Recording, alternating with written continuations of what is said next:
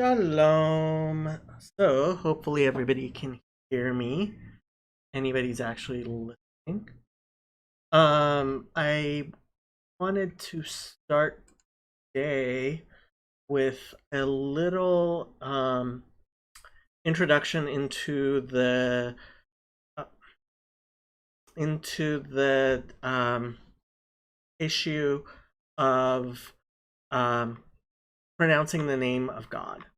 Now, this has kind of become a Jewish Christian issue, I think, partially because of um partially because of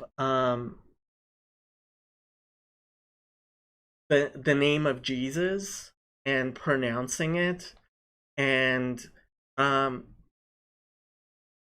for Trinitarians it kind of becomes, especially Trinitarian Protestants, I think it kind of becomes a problem, um,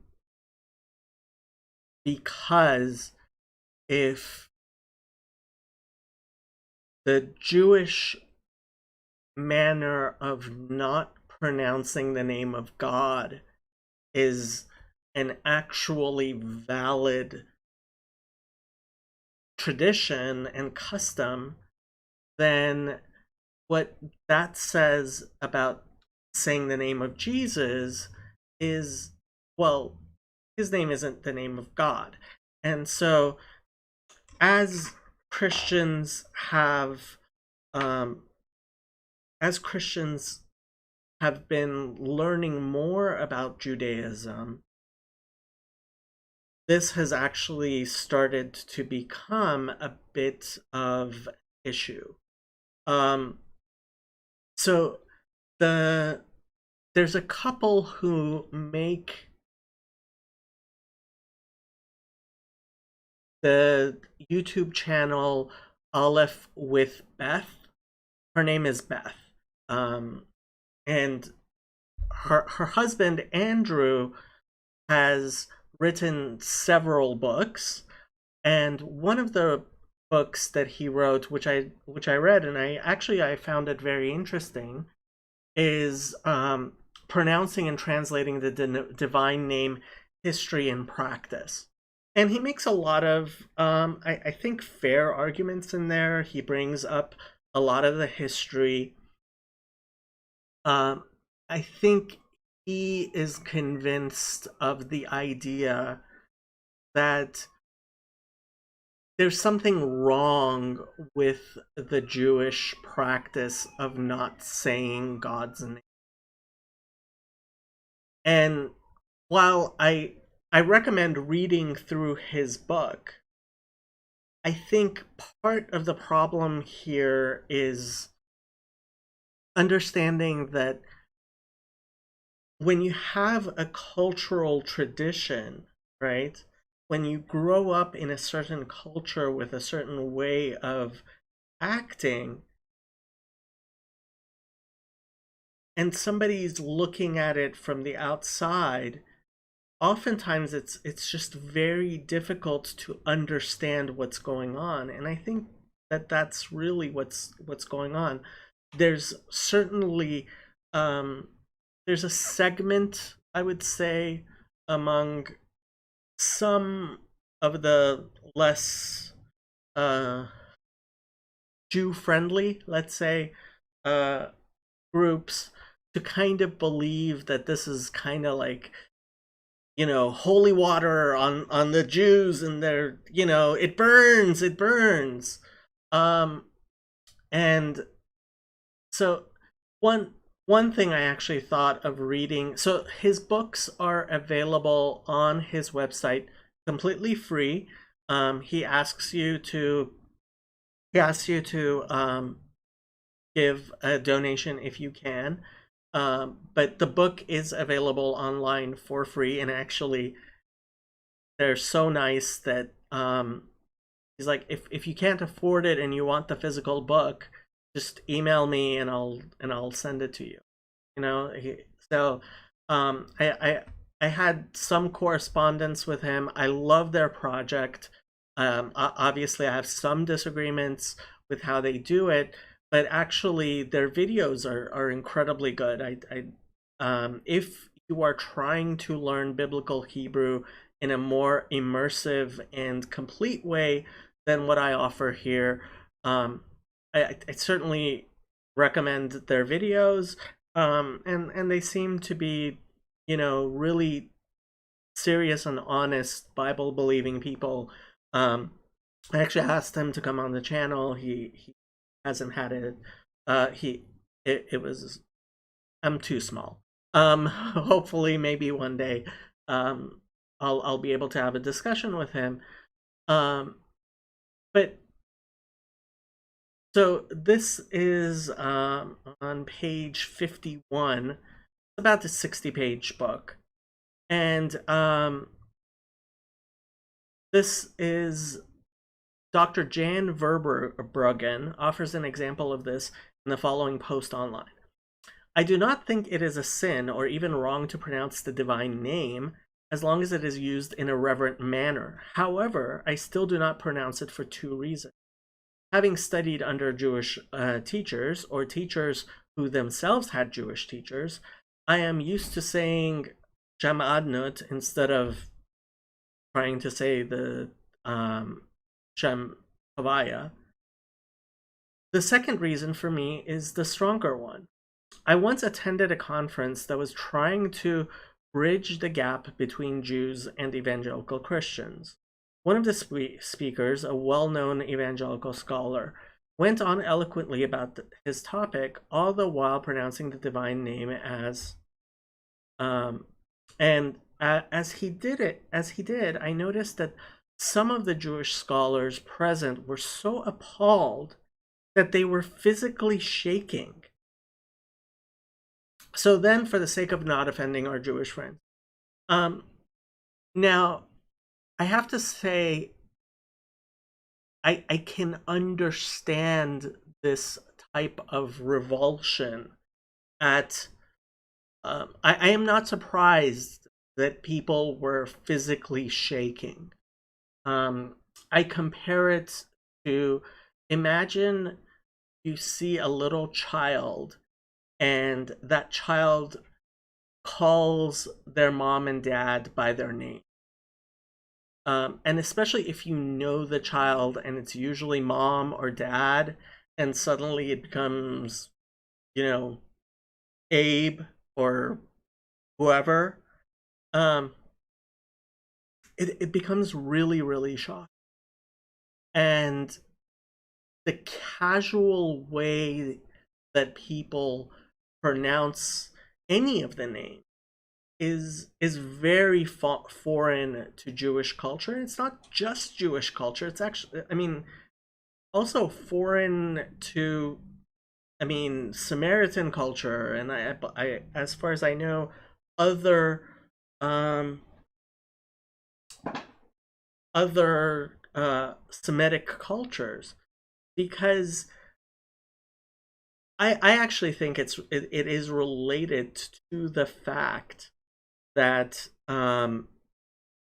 in Hebrew and other Semitic languages, as far as I know, there's no present tense of the verb to be. It kind of is in Aramaic, but certainly in Hebrew, there's no present tense of to be. And the name of God, I personally don't think that it should be in any way considered some sort of personal name like Zeus or Ishtar or whatever. It has a meaning. It certainly has a meaning that's very intrinsically related to the word to be. And that's why I call it the Shem Havaya. Havaya literally means being, certainly in modern Hebrew, but I would say even in biblical Hebrew. And we'll take a look at that. But one thing people have to understand is, for example, I don't usually say the Shem Adnut or Shem Elokut or any of the names. Um, but I certainly do say them in prayer, right? Now, the reason we don't say the Shem Havaya is A, because it is considered a, a name above all names, but B, because we don't know how to say it, right? So you can read the rest of his book, and he makes some interesting points.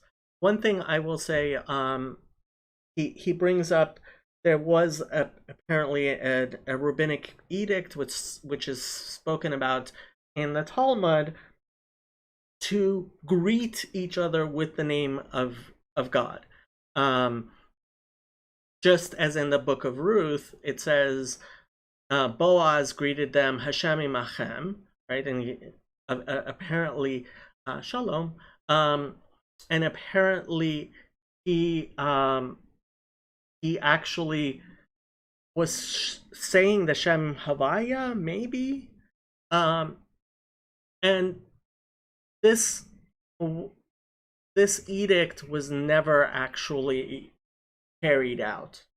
Um, Certainly, while Jews may say Hashem imachem, we certainly don't even say Shem Adnot imachem, right? Um, but we do say Shalom Aleichem, and we do believe that Shalom is actually a holy name of God. So, for example, you're not allowed to say the word. You're not allowed to say Shalom in a bathroom. Um, and I think that's an important part of all of this, to understand that part of not saying holy names just on a regular basis is you have to understand. I mean, in an agricultural community, certainly 1,000 years ago, certainly 2,000 years ago, when you were walking down the street, there was going to be feces all over the place. So the idea that you would say one of the names just without making sure that you yourself are in a state of purity, and making sure that there isn't anything foul around you, right? Maintaining that sort of ritual purity. Um, when a scribe writes the Tetragrammaton, the Ineffable Name, they will be very, very careful. In fact, many scribes will, in fact, go to the mikvah, which is baptism, right? It's the ritual immersion that Jews do. I know that many sofrim, many scribes, Jewish scribes, they actually will build a mikvah, a ritual bath, which is very, very expensive. We're not talking about something cheap to build. We're talking about something very expensive to build. Probably like an indoor pool, right? And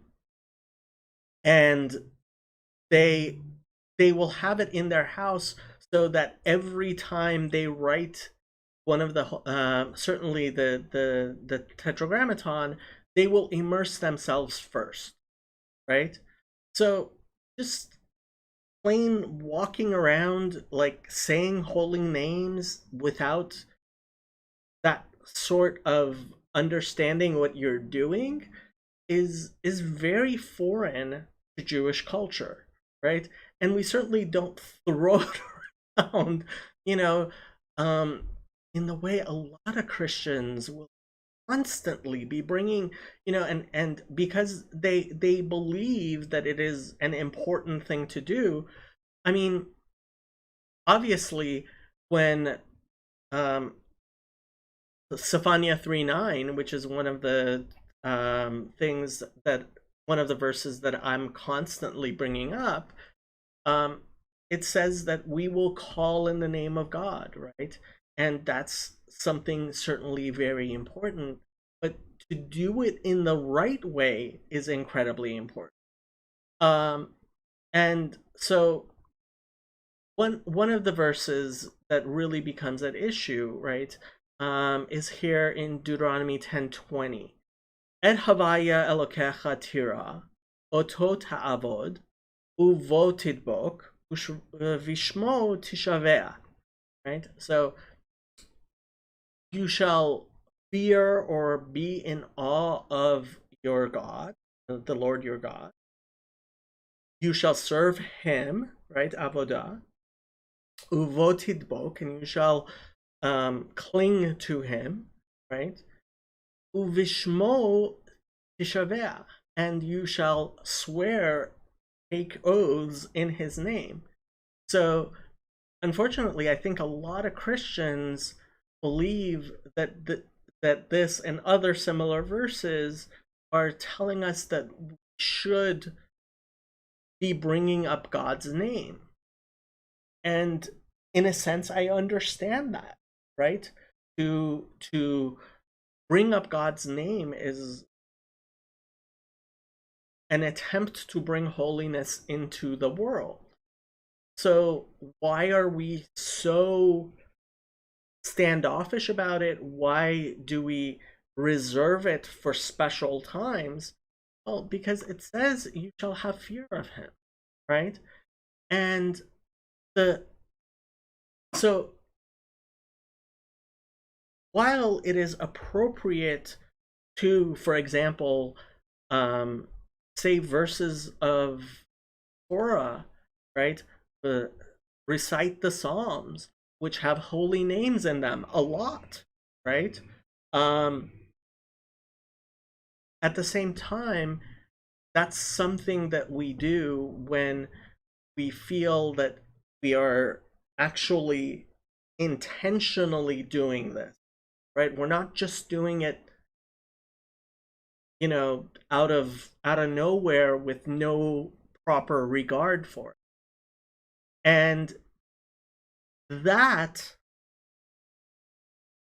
more than just using the names of God in common parlance, you're just talking and you keep on throwing it in. That's jarring, I think, to a lot of Jews, especially religious. Now, as far as the Tetragrammaton, the Ineffable Name, there's a lot of people who are trying very hard to figure out how to say it. And I think part of the problem is understanding that in Hebrew, you have consonants, right? And those consonants and the vowels that are involved with them shift with what you're saying, right? So, for example, if I'm talking about Benjamin, right, Binyamin, right, when I say and Benjamin, u Binyamin, right, the name changes from Benjamin to Binyamin, u Binyamin, right, Binyamin. The bet turns into a vet, and I believe it's a tsere, no, it's probably a segol, turns from a segol to a chirik, right? U Vinyamin. Um, that's not something people are used to in English, right? No matter where in the sentence you talk about Benjamin, his name doesn't change, right? It doesn't change with the context. And that's why I think it's so important when you're talking about the expressing the Tetragrammaton to Jews. There's an idea, and this is the Kabbalists talk about this a lot, of what are the actual permutations, what are the vocalizations, what is exactly how you would pronounce the Tetragrammaton. And I have news for you. that should also be context dependent.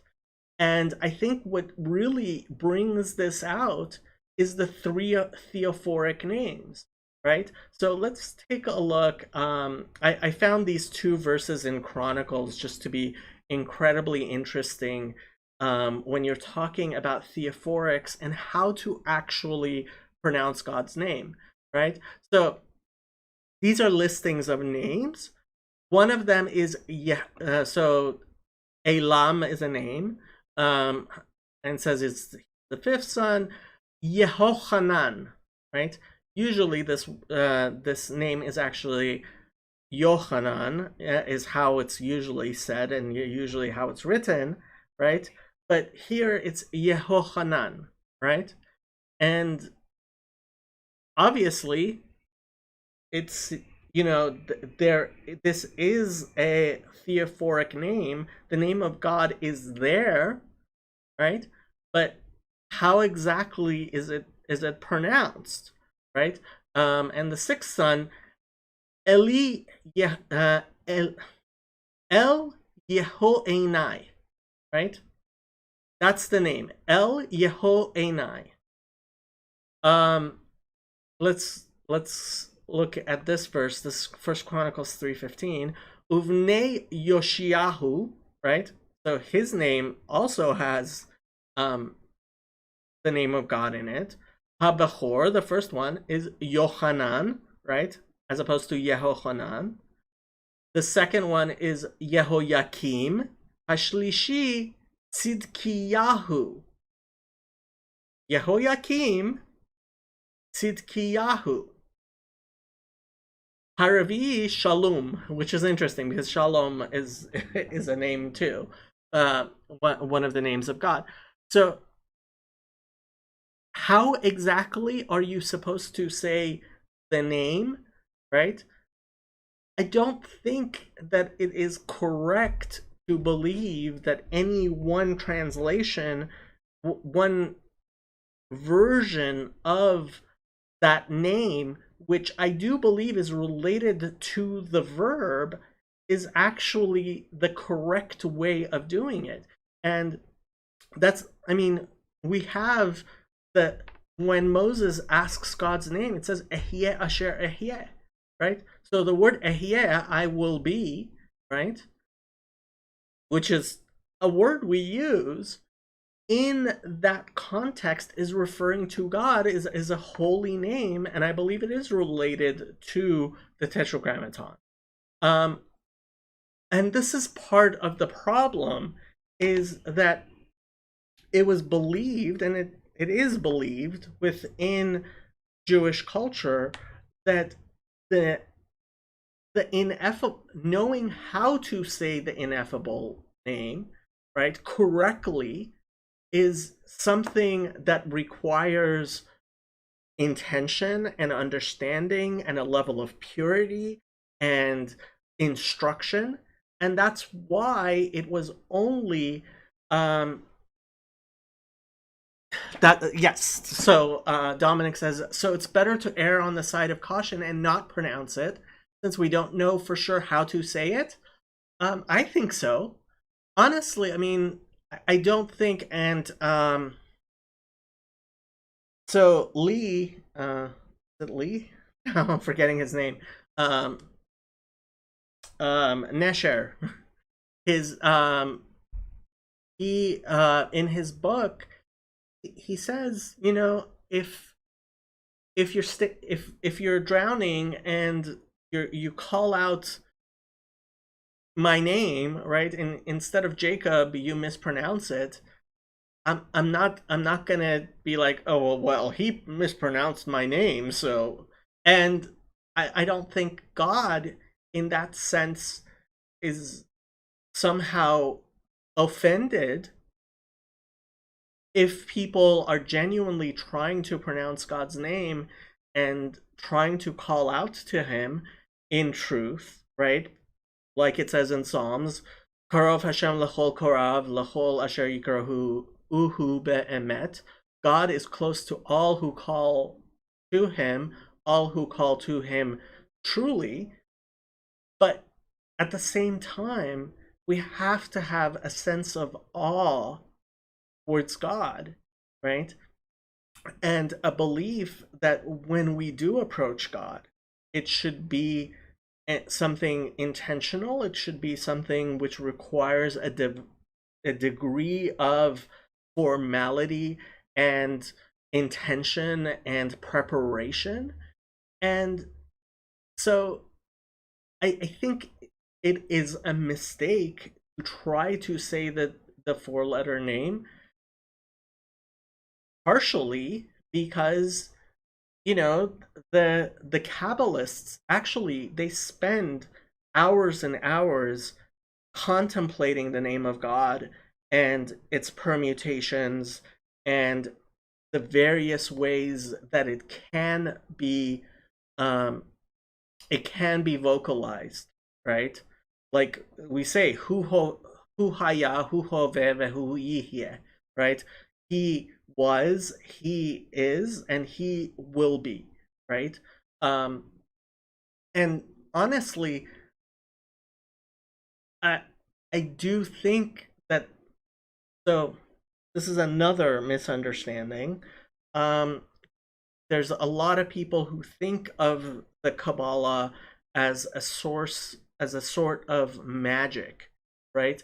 An attempt to wield God's name, right?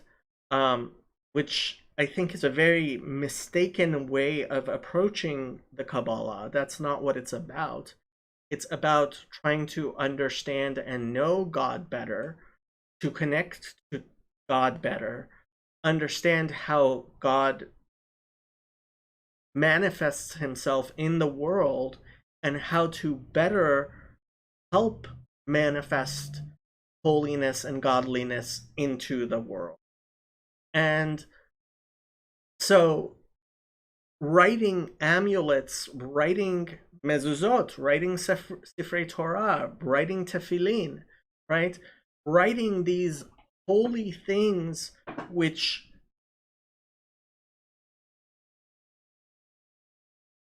embody, I would say, incarnate holiness and God's name into the world when done correctly by someone who actually knows what they're doing and who is doing it in a sense of trying to bring holiness into the world. That's not magic. That's bringing holiness into the world and pushing off things which are unholy through your capacity to act as a pipeline, to act as a as a chariot, as to bring godliness into the world. Um, and so yes, I do think it is a very bad idea to attempt to pronounce God's name the way it is written. Obviously, because the Mishnah says, and it's pretty strong wording, it says that somebody who attempts to say the word name of God according to its letters has no place in the world to come. What exactly that means, I mean, I don't think that all these people are, dooming themselves to hell. I do think it's a mistake. Um, and I think it's important to understand the the Hebrew context, the Semitic context for how a word is to be said according to its consonants and according to its vowels, right? Um, so I this well, Strong's has this listed as Hey Vav Aleph, even though only in two places. Well, this particular root apparently shows up six places. Um, I think, I mean, we're talking about a word with three weak roots, right? It's going to be incredibly um, abnormal, right? But the this root hey vav hey. So I had it here um conjugated, right? Lahavot, and using the Palim website, and so it has it in hithavut, right? And it calls it inception, being created. Um, Hove, present time, present period, now the present. This is present tense in grammar. This is in modern Hebrew thing. And lehavot, right, to constitute, to become.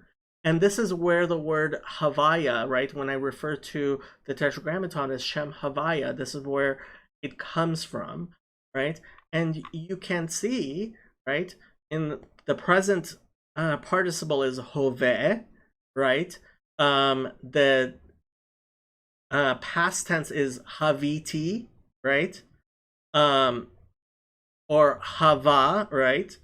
And the future tense, the imperfect, is eheve, tehave, yahave, right? Um, these, and obviously you could also do hey yud hey, right? To be, right? And you would have ehye. So I think it's a bigger mistake to think of the name of God in the English way that we do, right? Um, my name is Jacob, and you would kind of feel weird if I wasn't calling myself Yaakov ever, right? Which I do, and somebody were to call me Yaakov, and that's not a name I, there you can write Jacob with a gimel and a geresh in Hebrew, and some people do. Their name is Jacob in Hebrew, right? But for me, that type of understanding the word, it's funny, it reminds me of a scene in Star Trek where Data is talking to Dr. Pulaski, and she keeps on calling him Data, and he says, my name is Data, and she's like, but isn't that the same thing? And he's like, no, it's not, right? And that's a very English way of understanding names, and I don't think that's true in the Hebrew, right? And I mean, I also wanted to point out there is we see the name Eliyahu or Yehoshaphat or Matityahu, right? We see obviously these are theophoric names. They have the name of God in them, but how they are pronounced is different based on where they are in the sentence, right? Okay, I hope that's helped. If there are any questions, please feel free to ask. But what I would say, I mean, obviously, if you're interested, that book by Andrew is interesting. It's 60 pages, but it's I he's not filling space, right? Um, I don't agree with what he's saying. I think he has a misunderstanding, but I think part of it is is knowing that it's not that Jewish culture is opposed to saying God's name, right? We in prayer we don't say the Tetragrammaton because we don't know how to say the Tetragrammaton. That was something that was only taught to certain people, and it was considered something that should only be taught to somebody who was worthy of it. But the other names of God, which we also don't say, right? I generally will say Shem Elohim, right? But if I am reading a whole Torah verse, then I will say. And if I'm referring, for example, to a judge, right, as the Bible does, sometimes calls human beings Elohim, or if I'm saying the word Elohim when referring to gods, right, pagan gods or things like that, then I'll say the word Elohim. That's a secular use of that word. It's not referring to God, and that makes it different.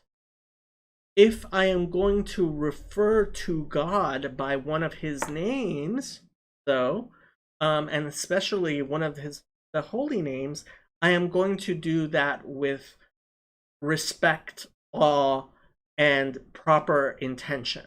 Okay? So I hope that clears things up a bit. If anybody has any questions, please feel free to ask in the chat.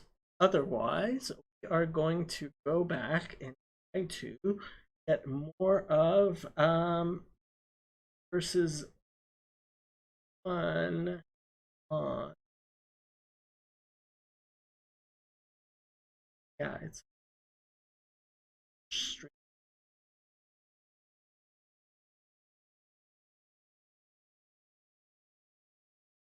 One.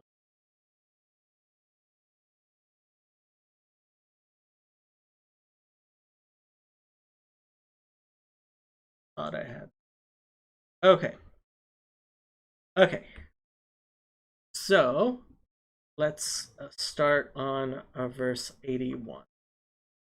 Chaf. Like we've said before, this is an eightfold acrostic psalm. So each, in a normal acrostic psalm, each verse starts with with the subsequent letter, right? So first one with Aleph, second one with Bet.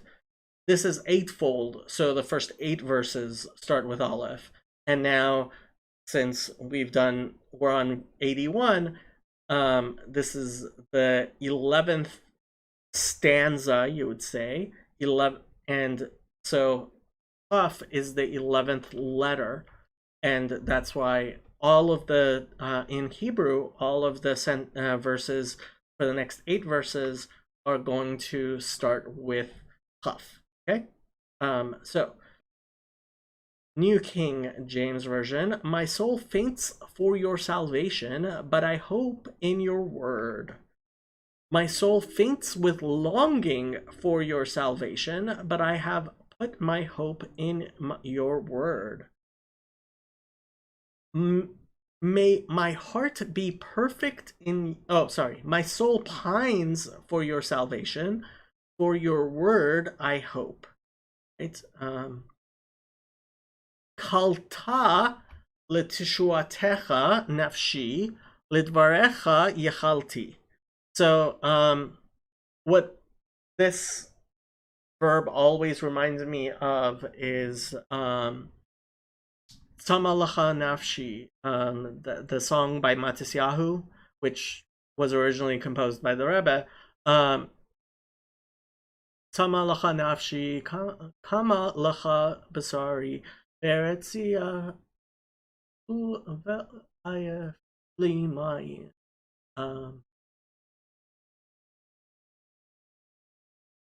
Was that? No, that doesn't have Kalta in it.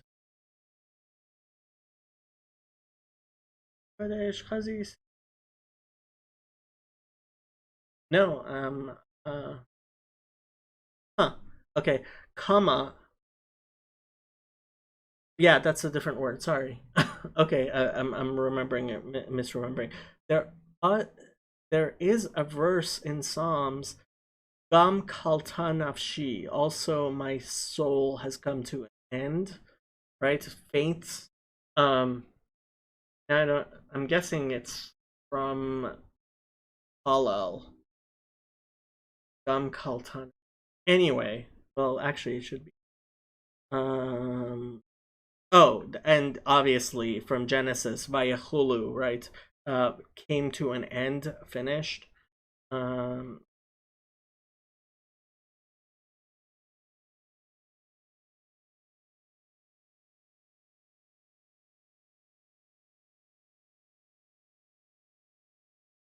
oops.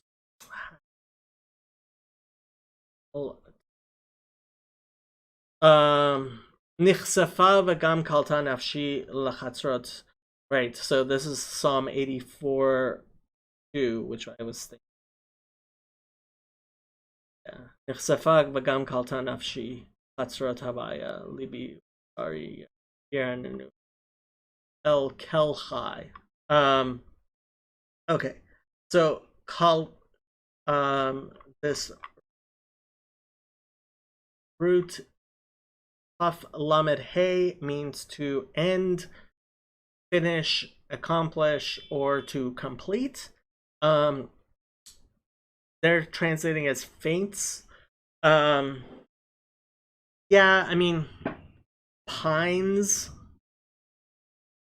Don't know how you translate this. I really don't. My soul something. Yeah, I mean, I don't know of an English word which goes along with Kalta. I guess faints is okay. Okay. Li teshuatecha, right? Teshua is salvation, and hello, fragmented dude person.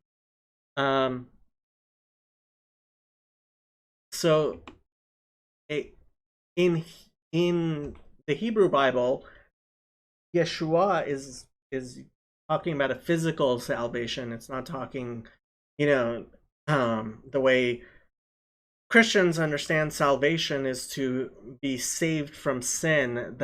That's not actually how it's ever used in the Hebrew Bible.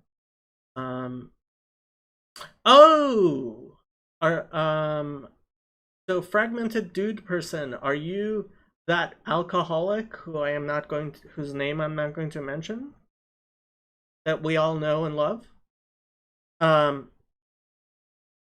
Nafshi, so this is the lowest level of the soul, right? The nefesh. Lid varecha yachalti, and yachal, interesting. To wait. We've had this several times. To me, it seems that yes, he is our favorite alcohol. Okay. So to me, I think there might be a little bit of a double entendre here in this verse. Kalta literally means to finish, and Yachal literally means to begin. I think there's a little poetic license going on there. But yeah, I mean, it is Yachalti, it is to wait. That's the simple way of okay.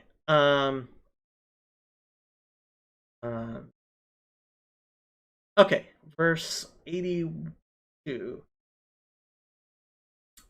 My eyes fail from searching your word, saying, when will you comfort me?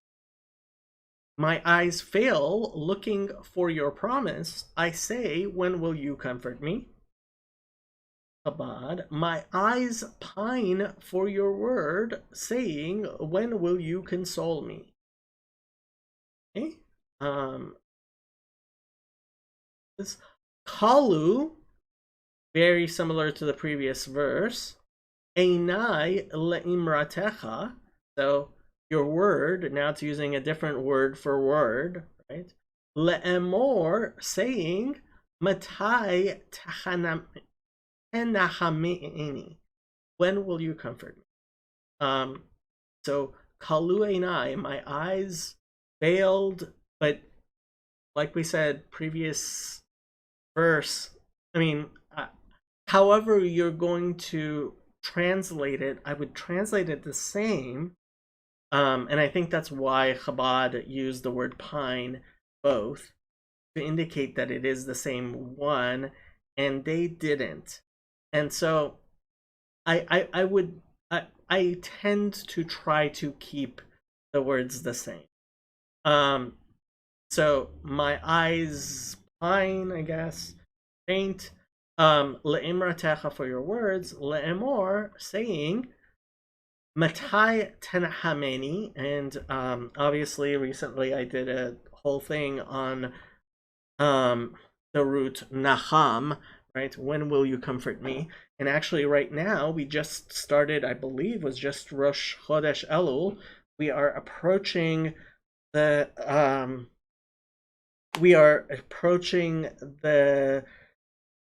high holidays, Yamim Noraim, and so the 7 weeks before the Yamim Noraim, the Haftarahs, which are read in the synagogue, are Shiva de Nechamta, are the seven Nechamta, right, consoling Haftarahs, starting with Nachamu, Shabbat Nachamu. Okay, next. Ki Haiti in od. Oh, I forgot to. For I have become like a wineskin in smoke. Yet I do not forget your statutes.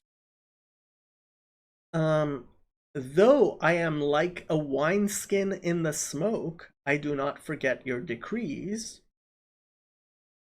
For I have become like a wineskin in smoke, I have not forgotten your statutes. Rashi says, like a flask of skin that dries in smoke.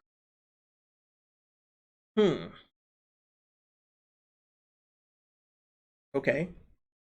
So Kihaiti kenod bak bekitor. Interesting. Or they're translating as smoke. Hukecha lo shachachti. Okay, so nod obviously is a jug, skin bottle. And you can see, I mean, it's used 6 times in the Bible. I don't think it's, yeah, nod yain, 1 Samuel 16:20, skin of wine. Or a bottle of milk, hechalav, nod hechalav. There it's written bemilui, here it's written bechisaron, it's written without it.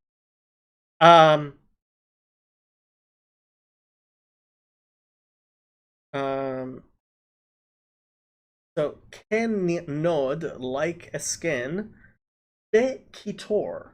And kitor, slightly surprised it's written with a cholam. It's written bemilui. It's written as is Haiti, right? I have become, I was, right? Kenod bekitor. Now I'm surprised they translated it to smoke. Kitor refers to the incense. Now usually translated as incense. For example, Ashan would be more what I would have expected as far as smoke. The Ketoret, I don't know why the Ketoret is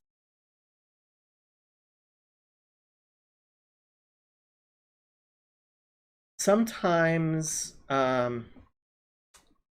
what's its name? Strong's just does not link words which are obviously related, which a little bit makes me unhappy. From Qatar, there we go. So this is to make sacrifices smoke, right? So hiktarta, right? And this is used a lot more times, 116. See, I don't understand why sometimes. Very nice to have you. Have fun with your wife. Not too much fun.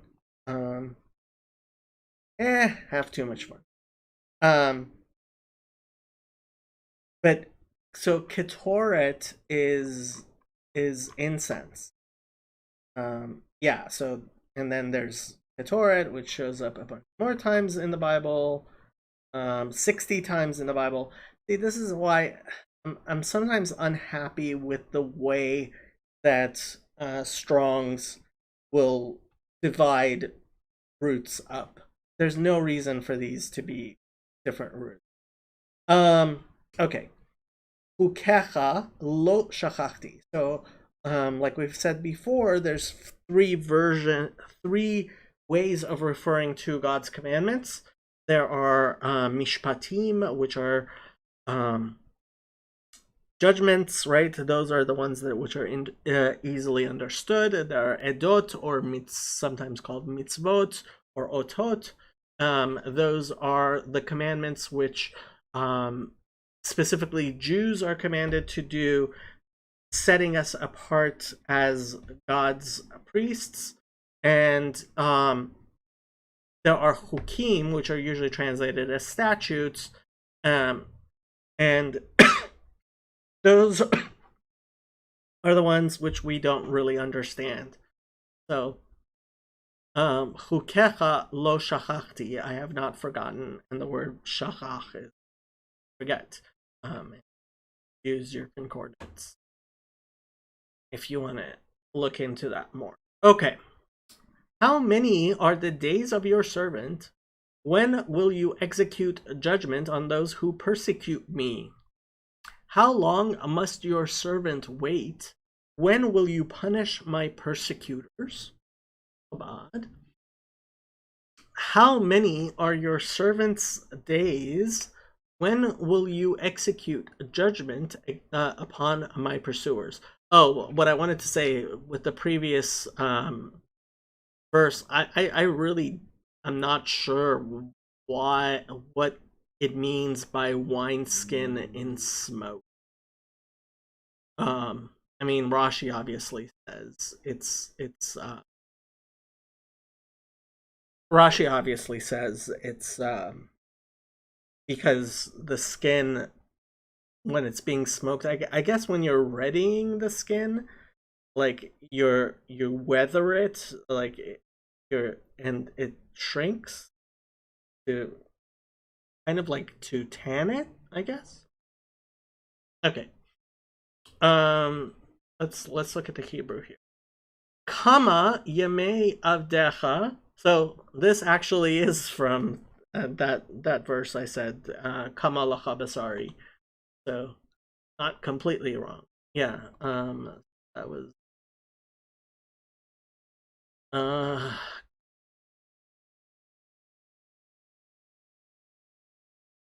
9, including um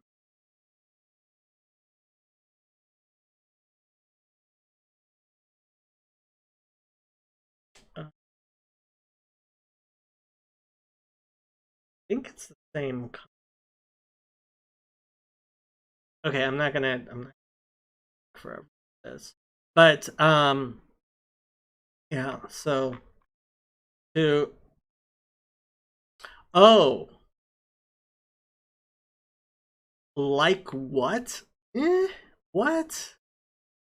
Comma. Okay, now I am going to look up that verse in Psalm.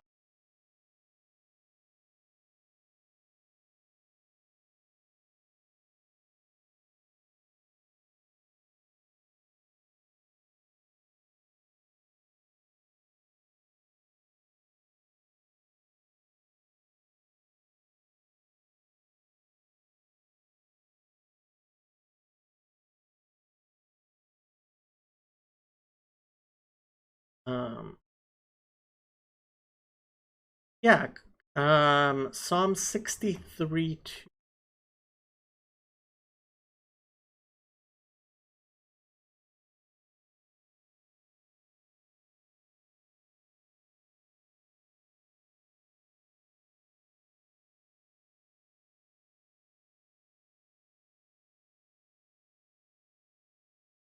Uh oh, sorry, it's going to be verse 3 in the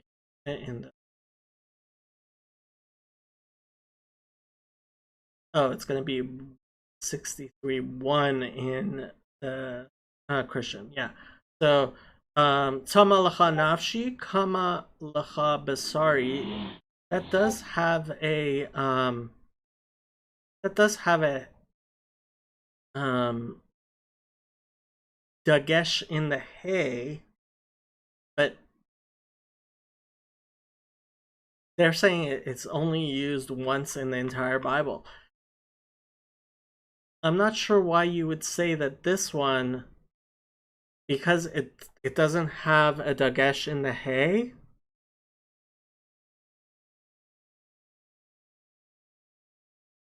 I wish I knew the cancellations better so that I could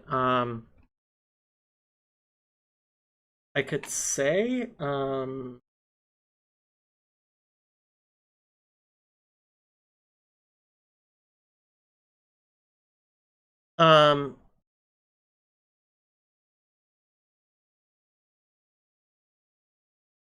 they're trying to say that without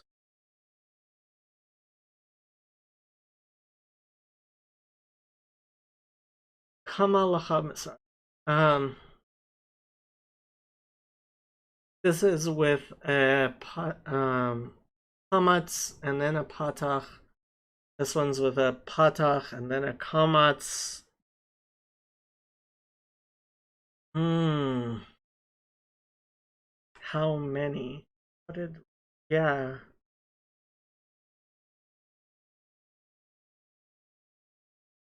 They're also translating it as okay. I guess I am going to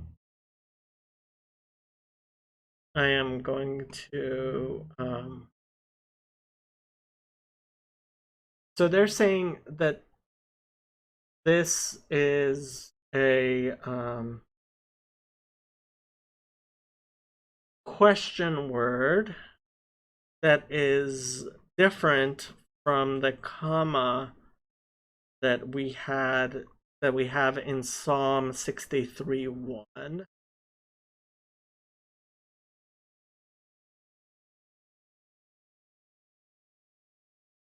Um huh. Yeah, these all look very similar and they all seem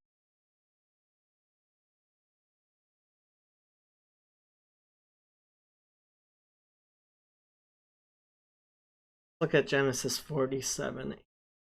Vayomer Paro el Yaakov, Kama Yemei Shnei Chayecha. Yeah, how many?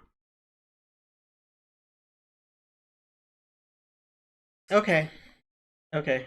I am going to acknowledge their better understanding than me of this and say that this is how many and it's not the verb, which in the other one has a dagesh a. Okay. Yemei avdecha matai, and there's another question word, which I would say makes it even stronger. Ha'aseh berodfai mishpat. Okay. So, how many are kama yemei avdecha? Interesting. Obviously, the avdecha is talking about I, right? Kama yamei avdecha, the days of your servant. Matai, when ta'aseh, will you do? This is the root is la'asot, ayin sinhe, to do or to make.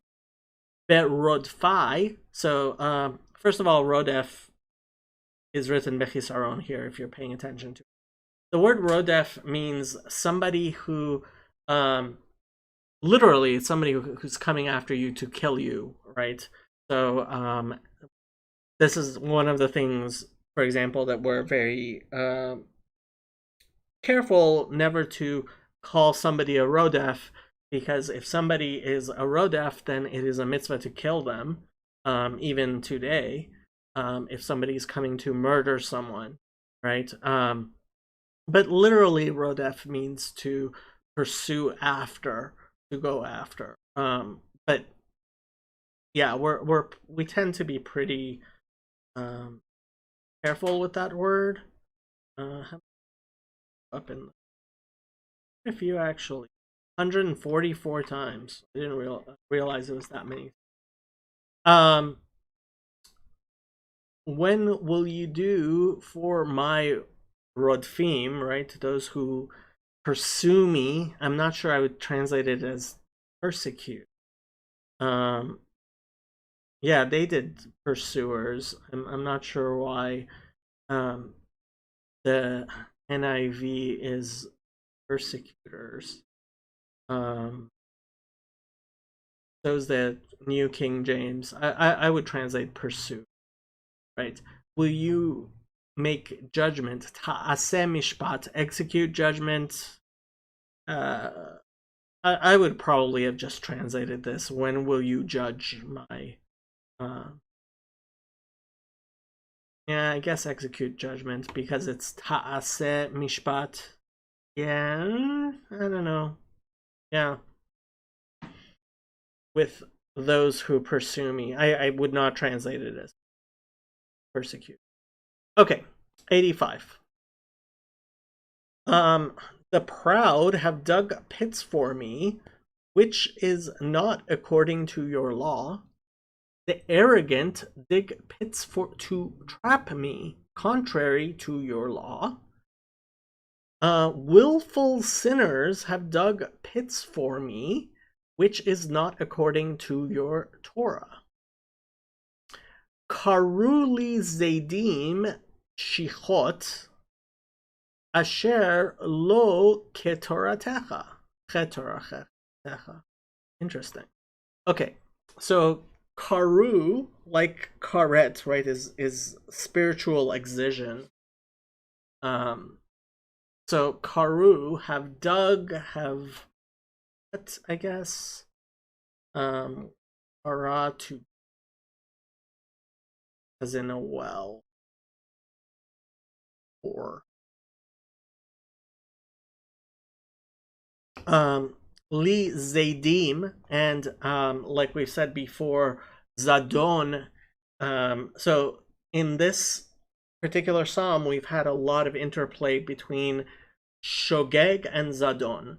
So shogeg is an unintentional sin, and a zadon, or a mistake, and a zadon is an intentional sin. And in Judaism, we make a big we make it differentiate between the two a lot. So somebody who is a zed, right? Somebody who does things zadon is a willful transgressor. Shichot, so shachat is to destroy. Shicha is a pit. Shuach, sink down.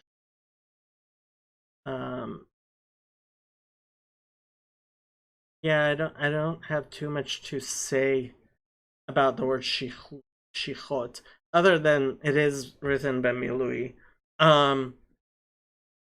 So pits make sense. What things that traps make sense also. Asher lo chetoratecha, which are not according to your Torah, which are not according to your law, which is kind of makes me wonder, as opposed to pits which are according to your law. Yeah, not sure. I I almost want to say that possibly Ketoratecha here is again kind of matching with the Karu, right? So you have the beginning and end words poetically linked there. 86. All your commandments are faithful. They persecute me wrongfully. Help me. All your commandments are trustworthy. Help me, for I am being persecuted without cause.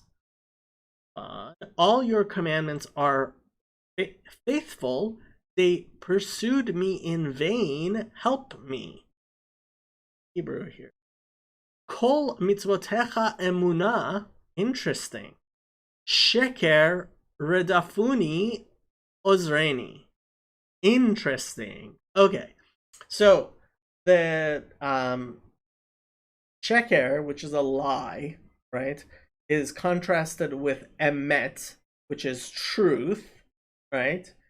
So emunah and sheker, I think, is also a sort of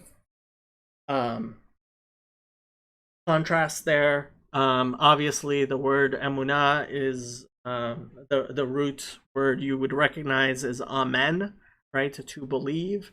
But kol mitzvotecha, all of your mitzvot, all of your commandments are emunah. Emunah is usually just translated as faith, right? And translating emunah here as faithful makes sense in context, although I almost want to say I probably, if I was reading it without reading the other translations, I would just translate it as faith. Right? Your commandments are faith. All mitzvotecha, all your commandments are faith. Sheker radafuni, right? So again, this is pursuer, or they had persecute before, however you want to do that, right? So they pursued me, radafuni, they pursued, right? So that wrongfully or with lies, or wrongfully is how you would translate it, but obviously there's a contrast there with emunah. Radafuni, they pursued me. Ozreni, help me. In the command form, Ezer, right? Like Ezra, like the name Ezra. 87. That's kind of strange that it doesn't end with Radafuni. It has Ozreni. Well, I mean, we do have a lot of these 6-word, right? 6 or 7 verses the same length. Yes. Okay. They almost made an end of me on earth, but I did not forsake your precepts. They almost wiped me from the earth, but I have not forsaken your precepts. They almost destroyed me on earth, but I did not forsake your precepts. Okay. So, Kimat kiluni ba'aretz va'ani lo azavti pikudecha. Interesting. Okay. So, kimat, almost, right? Kimat, at means a little bit, right? Kimat means it was almost a little bit, like, kind of, like. So, kimat. Kiluni, right? So, this is the, excuse me, same kala. I need some water.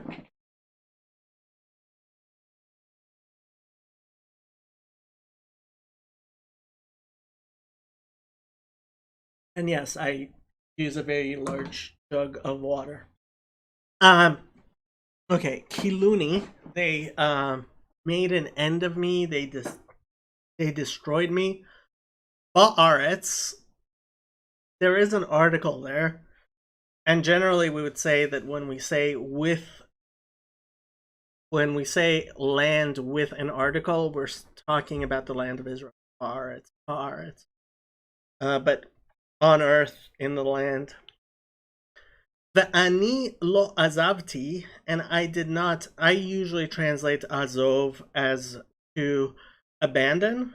Um, in in modern Hebrew, when you want to say leave him alone, right? You say azovoto, leave him alone, right? Pikudecha. Interestingly enough, this pikudim. Let me see if it's also that way in. No. So Chabad has just a shuruk there. So now I have to check. Let me Arya or him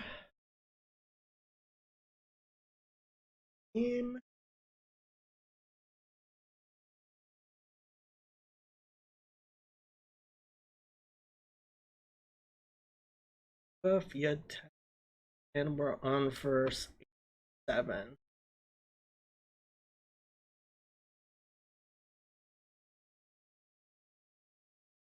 Himat Kiluni bars. They also have Pikudecha with a shuruk, and they don't have a vav there.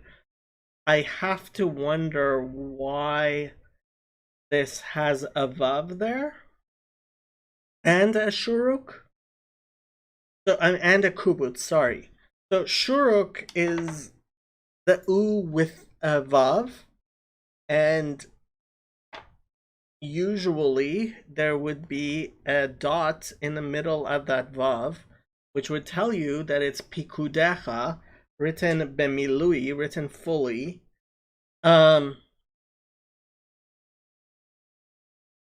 I kind of wonder. So they're using the Westminster Leningrad Codex, which pretty much everybody does.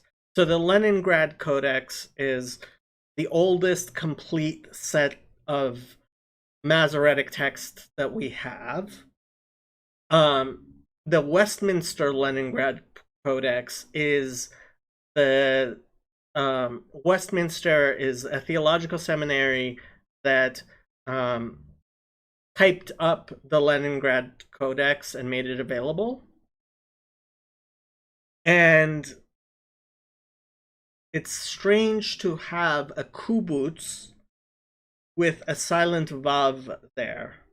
And neither Sepharia nor Chabad have a vav there in the Pikudecha.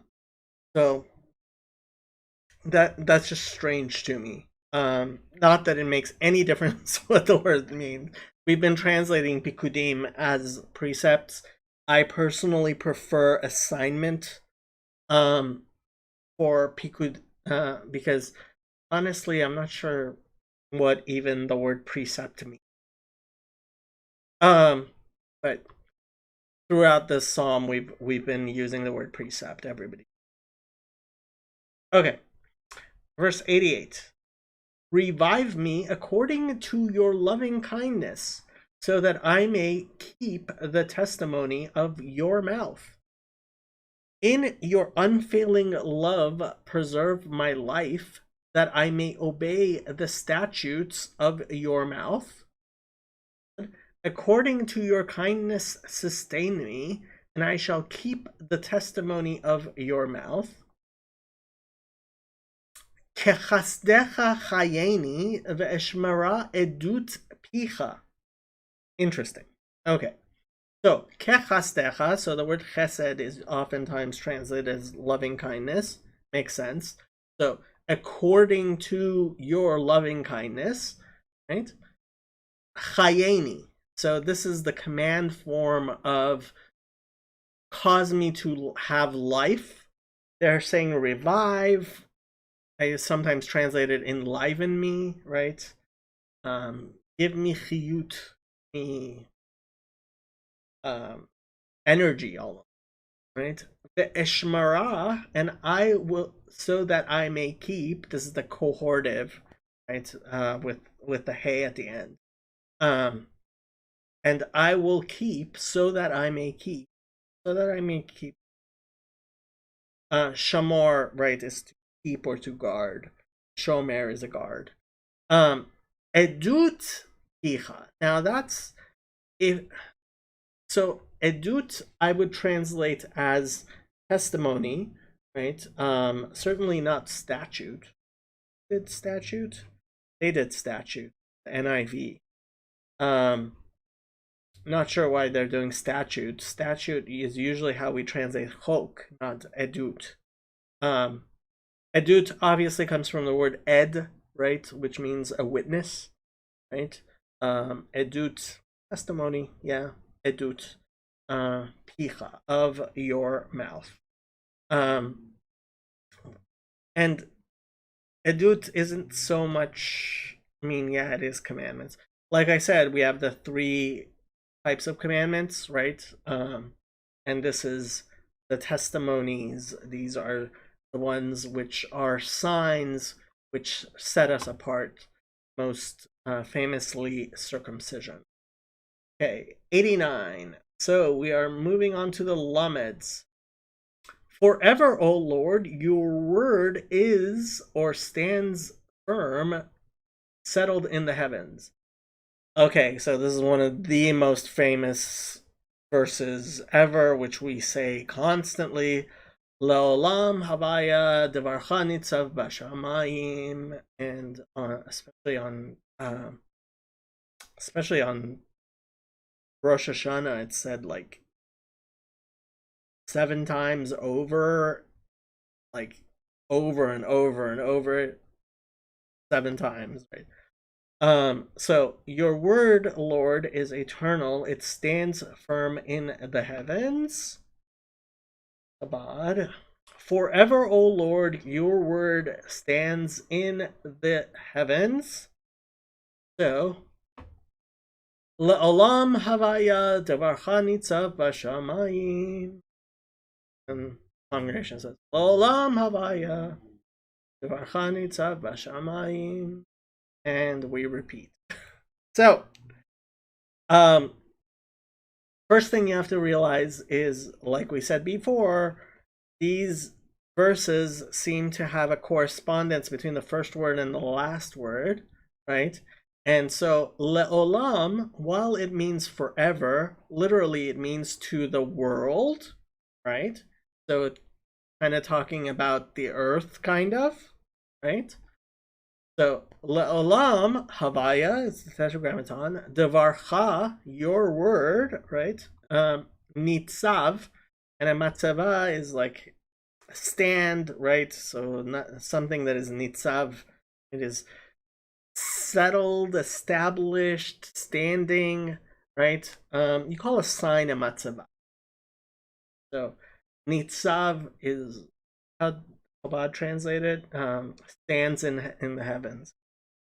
Bashamayim, there is the article there in the vocalization.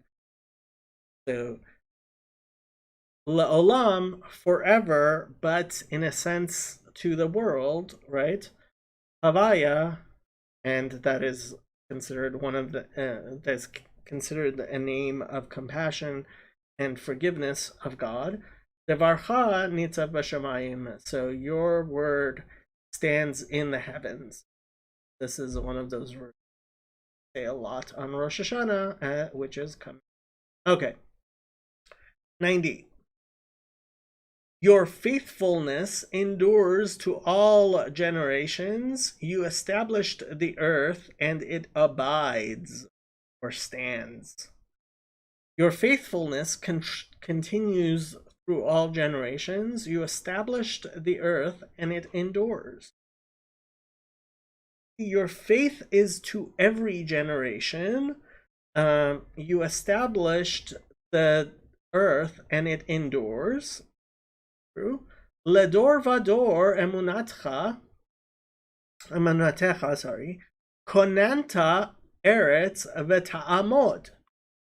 So, ledor vador is actually something you will hear constantly out of Jews. It is, in fact, many synagogues, including, for example, Sinai Temple in Los Angeles, have the words lador vador, right? To generation onto generation, right? To generation and generation, so basically forever. Um, it's actually right there at the corner of Beverly Glen and Wilshire Boulevard. It's huge, a huge sign right at the corner, Lador Vador. Um, and I won't get into my rant about. Um, so adore is a generation. It's Arbaim Shana Kutbador, right? 40 years establish a generation. Um, so uh, Lador Vador for generation and generation, and I think it's pretty usual that it's written be chisaron. Emunatecha is your emuna, is your faithfulness. Konanta aretz, so konen is to establish, to set up, right? I would say it is related to kavana, intend. Um, Although, yeah, so they have chaf above nun is the root. To be firm. Konanta eretz, so you established, you set up the earth. Bet ta'amod, and it stands. So obviously amod is like amida, right? Ein mem dalid, right? To stand, and it stands, and it is, right? Not sure how you would really translate. Do not confuse Ein Mem Daled with Aleph Mem Daled. Aleph Mem Daled means column, is similar but different.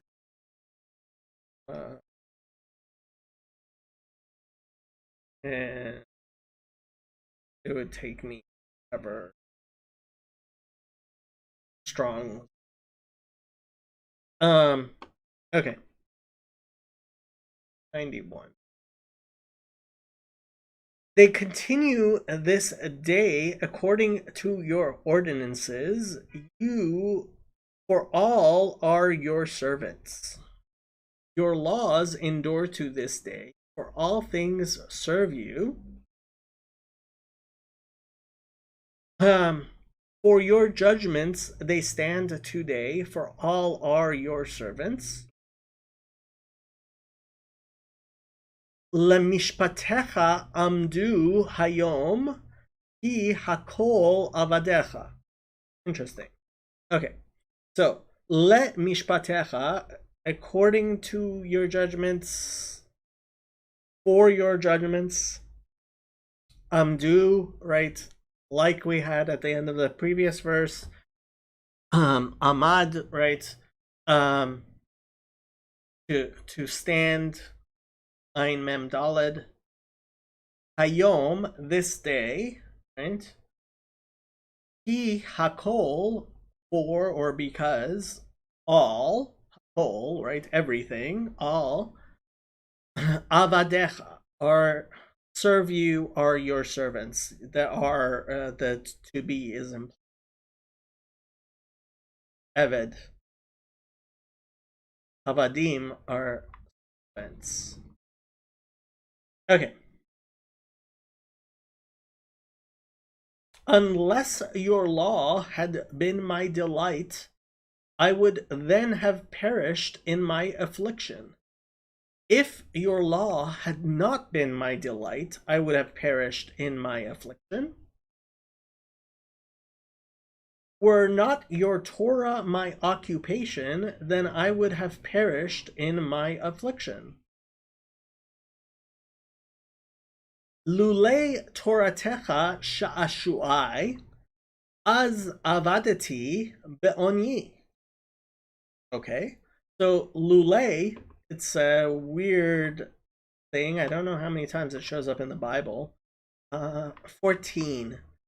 And I think usually it's translated as lest, if not unless. So, yeah. Or if, I guess it's often as. Um,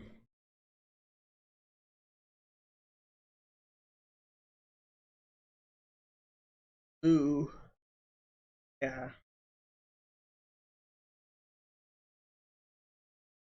If or oh that. Yeah, I mean it's clear what it means. Um, Lule, if not, unless Toratecha sha'ashu'ai. So your law had been, makes sense, sha'ashu'ai. Like we've said before, this is one of those weird pilpel words that only has two roots, and pretty much always I translate it as my delights, sha'ashu'im. Um, as then, therefore, avaditi. So obviously, I mean, it means I would have perished, right? Aleph bet daled, not ein bet daled, is to destroy or lose, and aveda is a lost thing. Be'onyi, in my affliction, in my poverty, right? This is the same root as ta'anit, which is how we refer to fast days. So Yom Kippur is ta'anit, Yom, and it says ba'anita, shall afflict. Um, so yeah, I would have perished in my affliction, in my poverty, maybe. Um, okay, 93. I will never forget your precepts, for by them you have given me life. I will never forget your precepts, for by them you have preserved my life.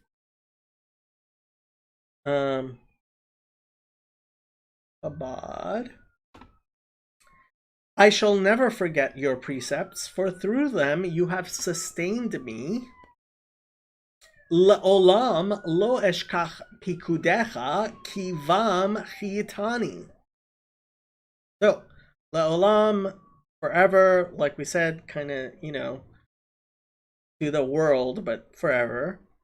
Lo eshkach pikudecha, I shall not forget your pikudim, your precepts. And you'll notice, so here, pikudim is written with an actual shuruk. So vav belongs there, and there's no kubutz. So it's spelled slightly differently. Let me see if Chabad and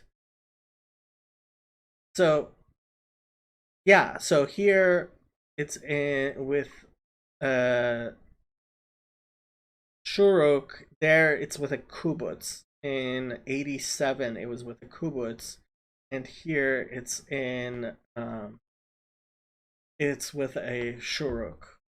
What you want to make of that, I have no idea. Let me just check that Chabad's the same. Yeah, it is. And the same the next verse as well. So not sure what's going on there. Obviously we don't write many scrolls of Tehillim, so finding it in scroll form is going to be very difficult anyway. Okay.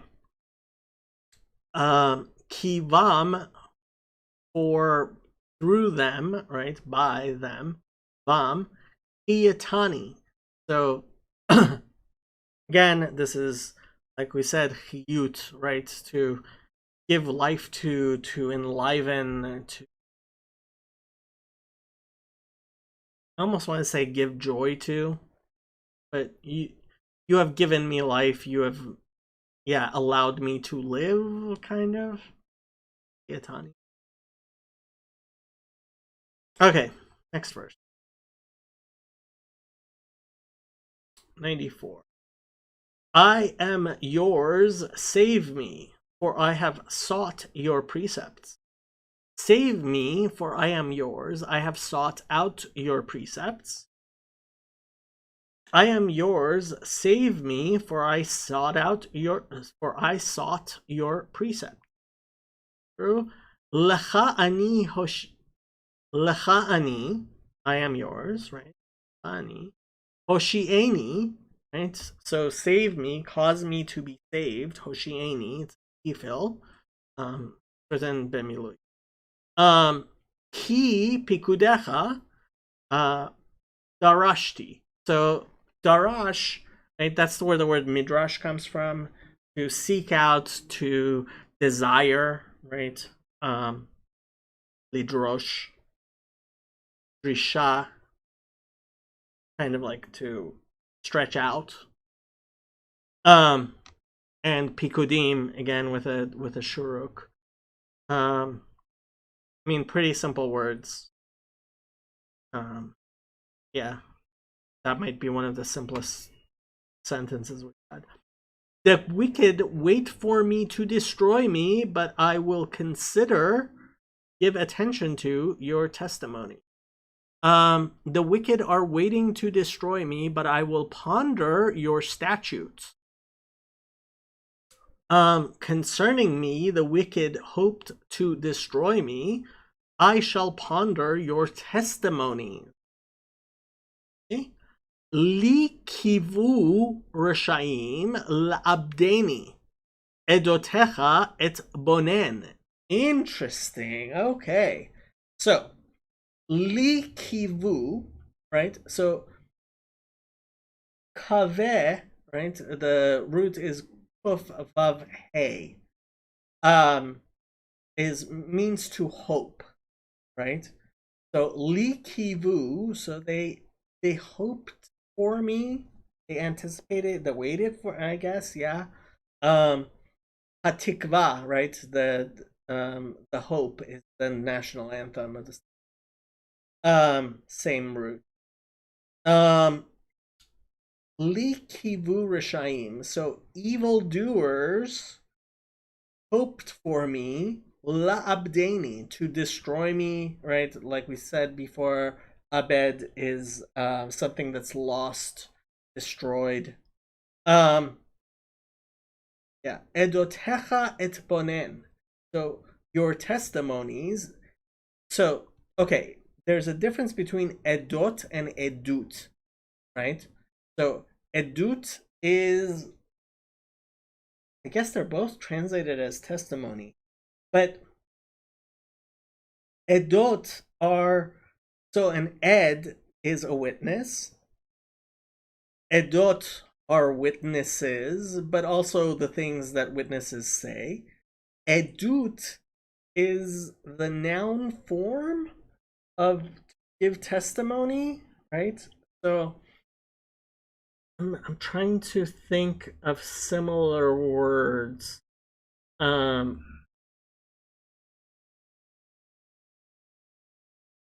So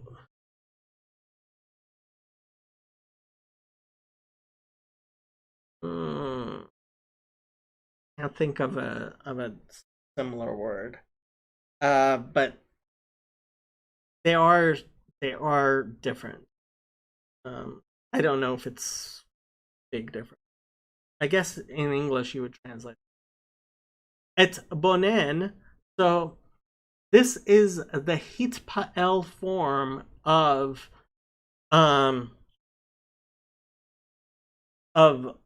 bina, right? Like, so the word maven in English comes from this same root, bina, right? Which is related to building. And we say that bina, right? Bina yetera natun lanashim, women have an extra amount, have more bina than men do. And bina is the ability to understand one thing from another, right? To gestate it.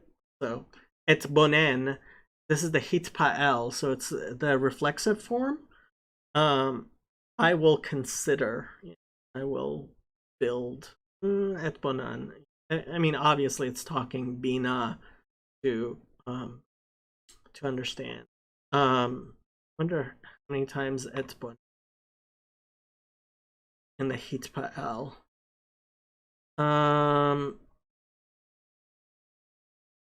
Hitbonanta, Hitbonan, Bonanu, a few times, 4 times it's at least.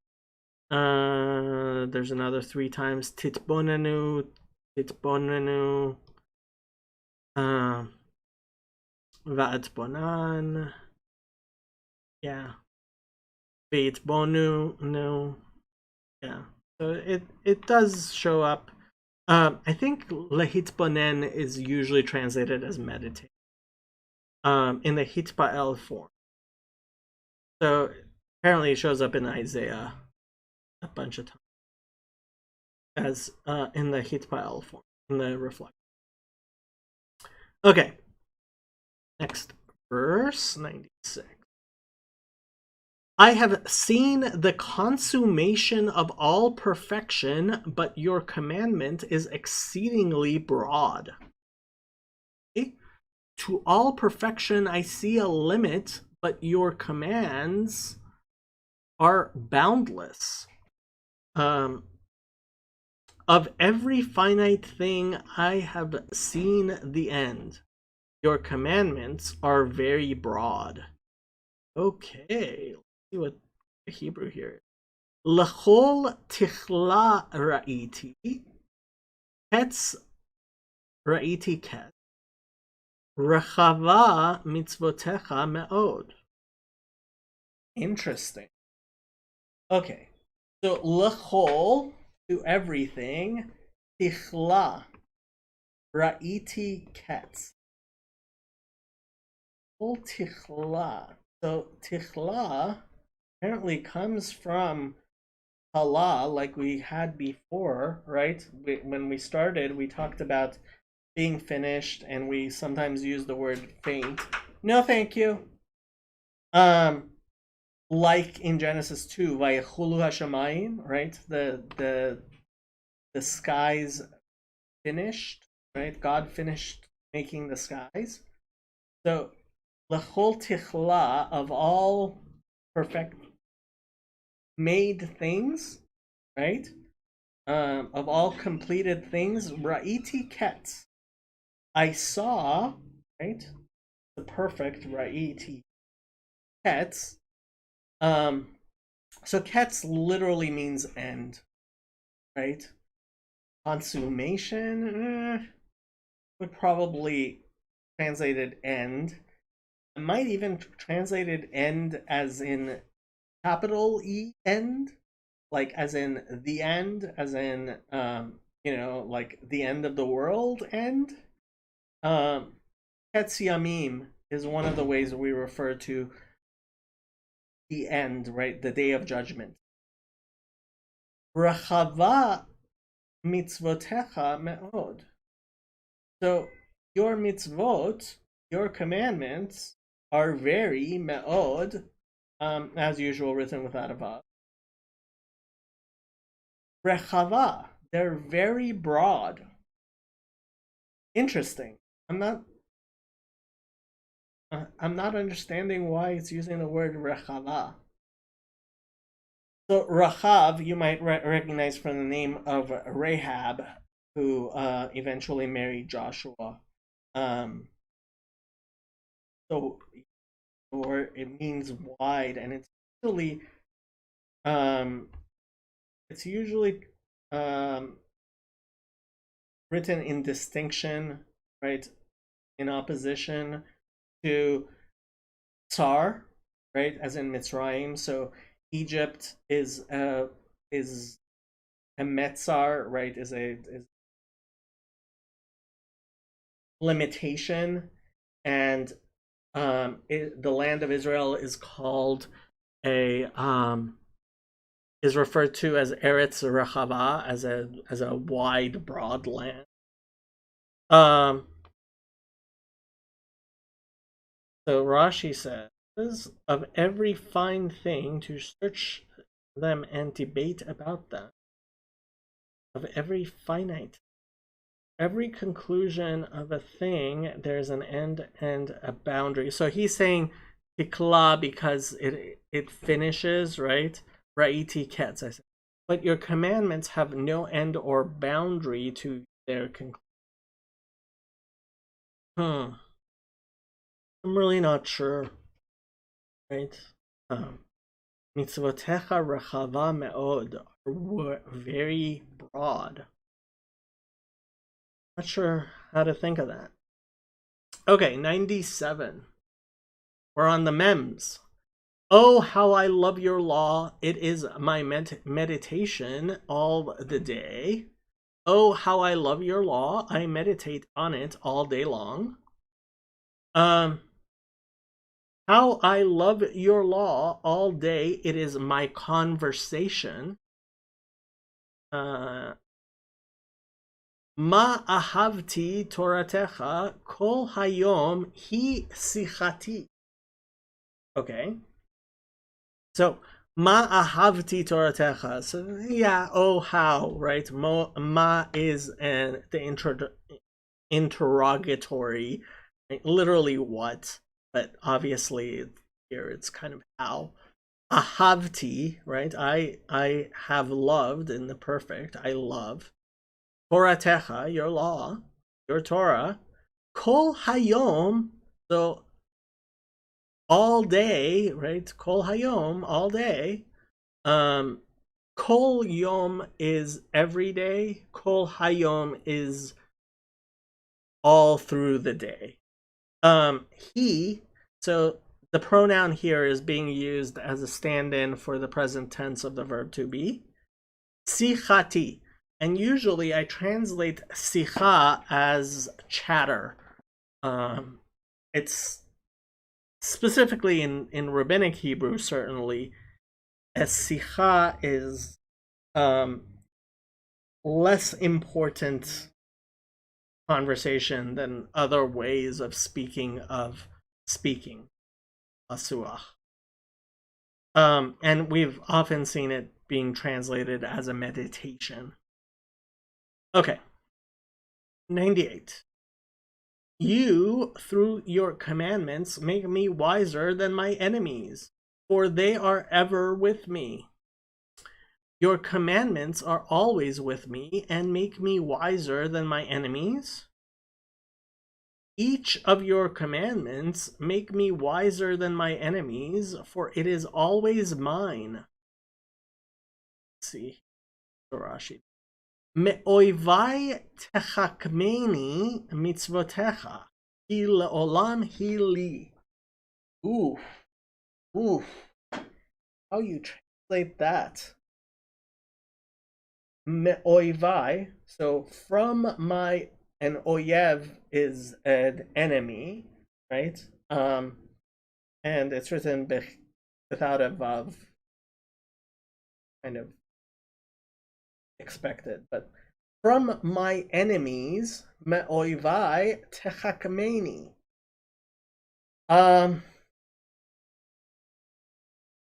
They're saying this is the, oh, it's the feminine. Mitzvotecha, me'oivai techakmeni mitzvotecha. So mitzvot is feminine, techakmeni. So your commandments make me wiser than your enemies, or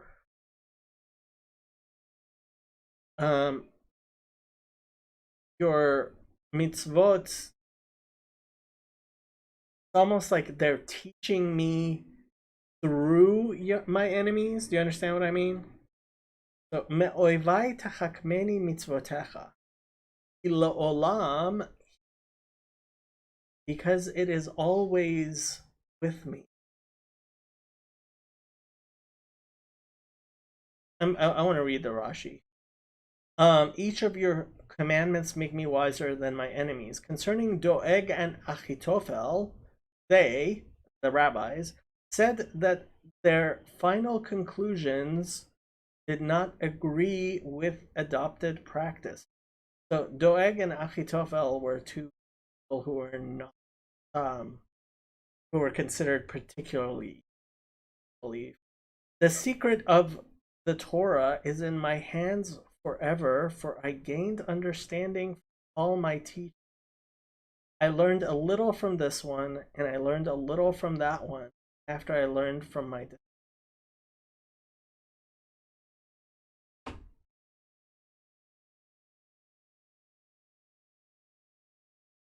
And כל אחת ממצוותיך כדרך בן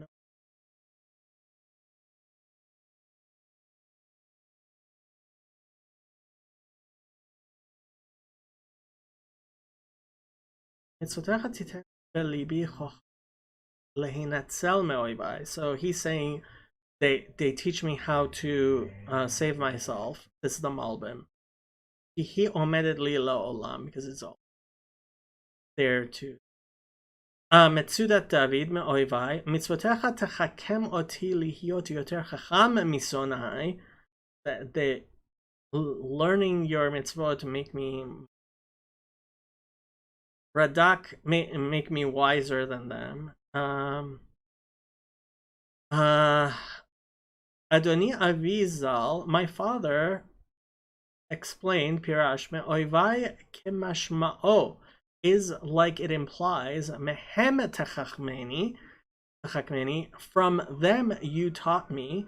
V'talamdeni mitzvotecha kasher er'eh she'enam yecholim lahasir toratecha mepi. When I see that they cannot take the Torah from me, Toratecha brit melach, a covenant of salt, like it is.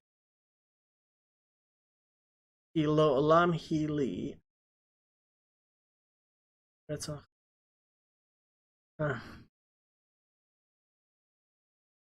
Valyaday and yoter me'oivai do'ag va'achavi. So this is somebody I don't recognize. Romamut Kel al Tehillim. So he's also talking about Doeg and Achitophel. במעשה מצוותיך, משך מזה, לא תקרא תורתך כי אם תורתי שלי, וזהו לעולם היא.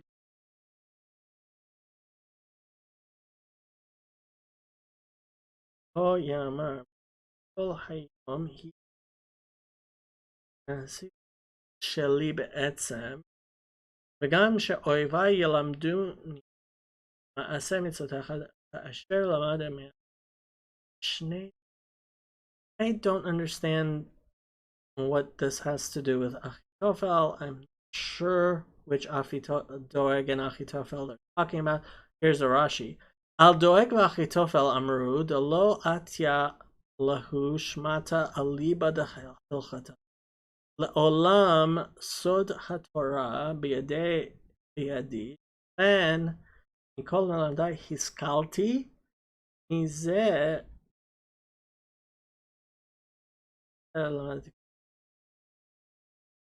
Rabbi Ak.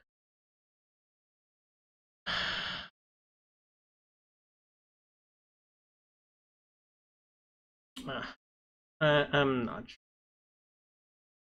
I'm not sure which Doeg and Achitophel he's talking.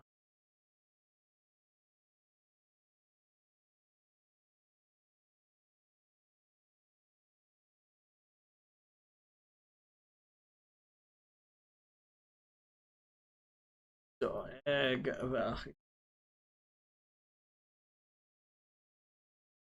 Sorry, but this is like I don't understand what's going on. Mishnah Sanhedrin 10. Yeah, Doeg and Achitophel were two of the really bad people from that Mishnah. Why is he?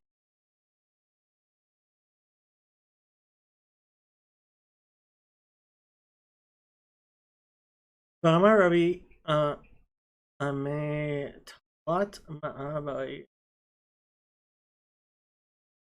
al-Habreah.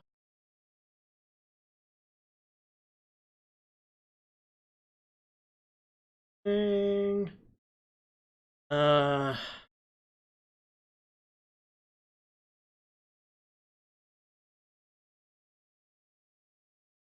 I don't know what to tell you, and I'm not gonna spend forever trying to understand what Rashi's saying. And I'm not sure which way is best to translate this.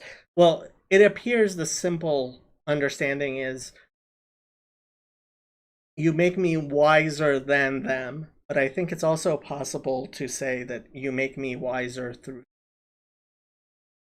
my enemy. Ki le'olam hi li, because it is always with me. Right? Le'olam, like we said before, is forever. The he, again, the pronoun is being used as the verb to be. Li, it is. Okay, 99. I have more understanding than all my teachers, for your testimonies are my meditation. Oh, so Rashi's saying it's related to this. Okay, I have more insight than all my teachers, for I meditate on your statutes. From all my teachers, I gained understanding, for your testimonies are my conversation. Mikol melamdai hiskalti, ki edotecha sichali. So, Mikol melamdai hiskalti. Actually, I believe this is quoted in Pirkei Avot, and that might be where I was getting confused. He edotecha, because your testimonies, edot again, written with a vav here. Sichali, they are meditation, my conversation, right? Like I said before, I usually translate sicha as chatter. Now, verse 100. I understand more than the ancients or aged, because I keep your precepts. I have more understanding than the elders, for I obey your precepts. From the wise elders I gain understanding, for I kept your precepts. Let's see here. Ooh, why is this rendering? Well, it's not rendering correctly. So, mizekenim et bonan, hi pikudecha natsarti. Okay, I don't know why it's doing, but from more than, so a zaken, first of all, means beard, but it also means elder, right? The zekanim. I don't know why they're translating ancients. When I first saw the word ancients, I thought maybe that it was using kadmonim, right? The early ones, right? The first ones, but it's just using the word zekenim, elders. So mi zekenim et bonen, either from the elders I will, et bonen, like we had before, right? Is the reflexive form of bina, understanding, to understand something from something else, right? Or to build upon it. Pikudecha natsarti is, we've had so many times. Natsar gets used in this particular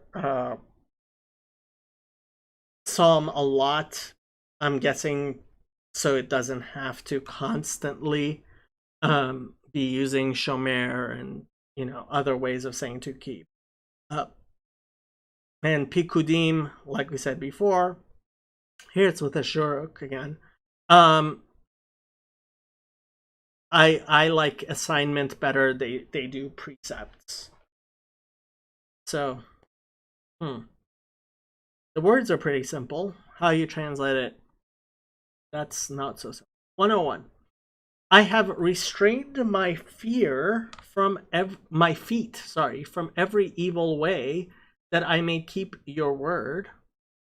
I have kept my feet from every evil path, so that I might obey your word.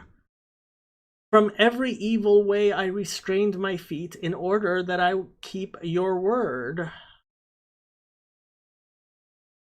Mikol orach ra kaliti raglai lama'an eshmor devarecha. Interesting. Okay, so mikol, from all. Orach, so you might recognize this from Shulchan Aruch Orach Chaim, right? The way of life. Orach literally means, I think, width. No. So Ein Resh Het.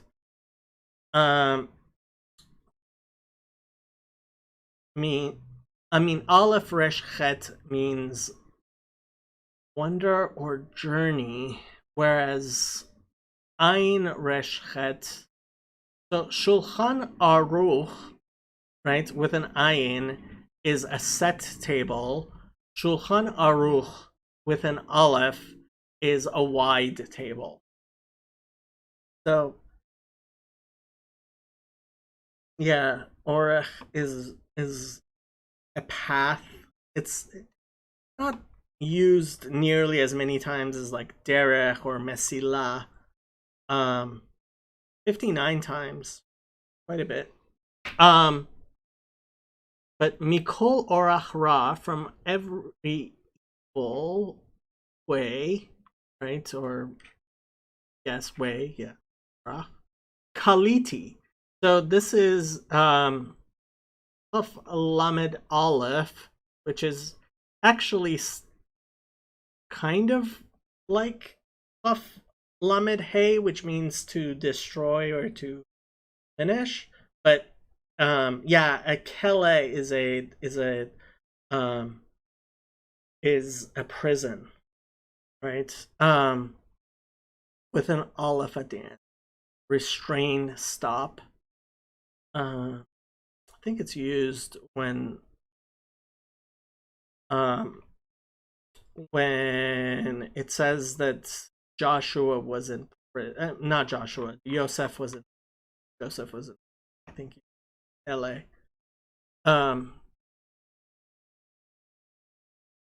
Okay. Kaliti raglai. I restrained my feet. Raglai are my feet. Well, not my foot. My Lama'an eshmor devarecha, so that I may keep your words. Yeah, lama'an, so that eshmor, right? Shamar, we said keep, one of the ways. And devarecha is one of the ways we say words. Okay.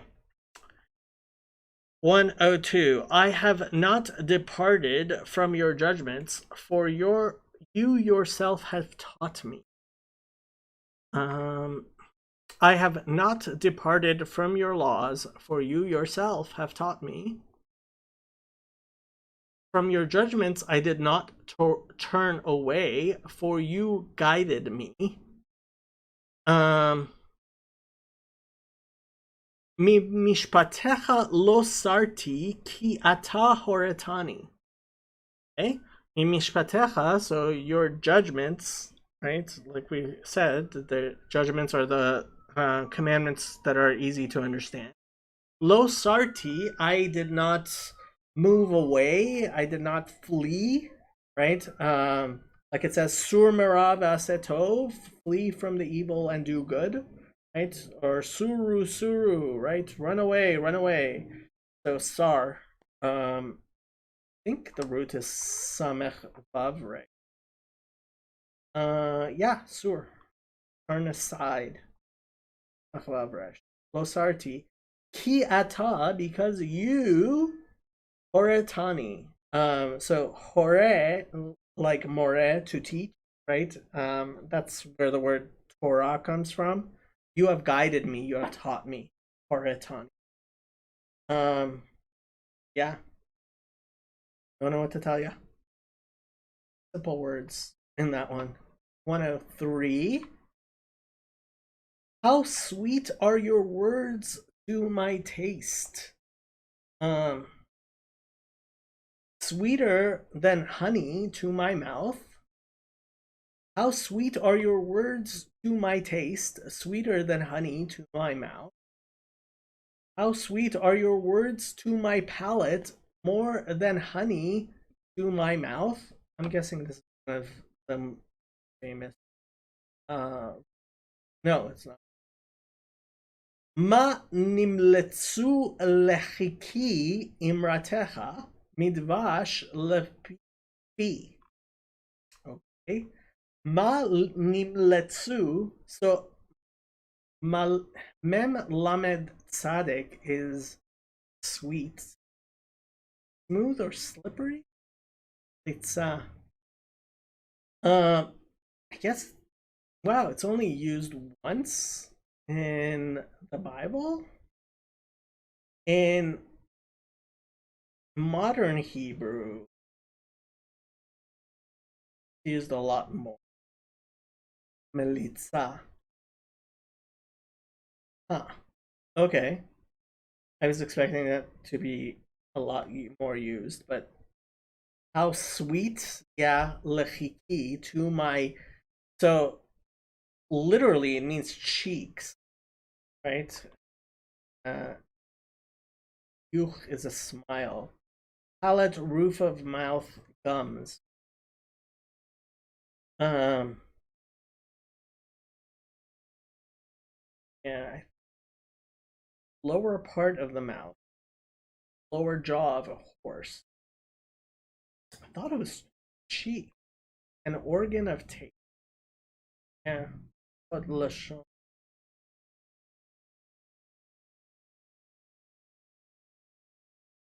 I guess in Song of Songs, uh, chiko mamtakim achmadim. His mouth is matok means sweet. Um, yeah, manim letsu lechi imratecha. How sweet to my mouth, my palate. I would probably translate it palate, I guess. Imratecha are your words. Mi devash, more than honey. Devash, right, is date honey or actual honey, right? Bee honey. Lefi, to my mouth. So, yeah, I would probably translate chiki as my palate. Yeah, I would probably translate this. How sweet to my palate are your words, more than honey. Not sweeter, I would probably say. Mi devash lefi, to my mouth. Okay. 104. Though your precepts, through your precepts I get understanding, therefore I hate every false way. I gain understanding from your precepts, therefore I hate every wrong path. From your precepts I shall gain understanding, therefore I hate all ways of falsehood. Pikudecha et bonan, al ken saneti kol orach shaker. Okay, so mi pikudecha, like we've been translating it as precepts, or I prefer assignment. Et bonan, again, this is the reflexive of to understand. Al ken saneti, therefore, al is the preposition of the ayin, can, thus or so. Saneti, I have hated, right? Sane is how is translated as hate.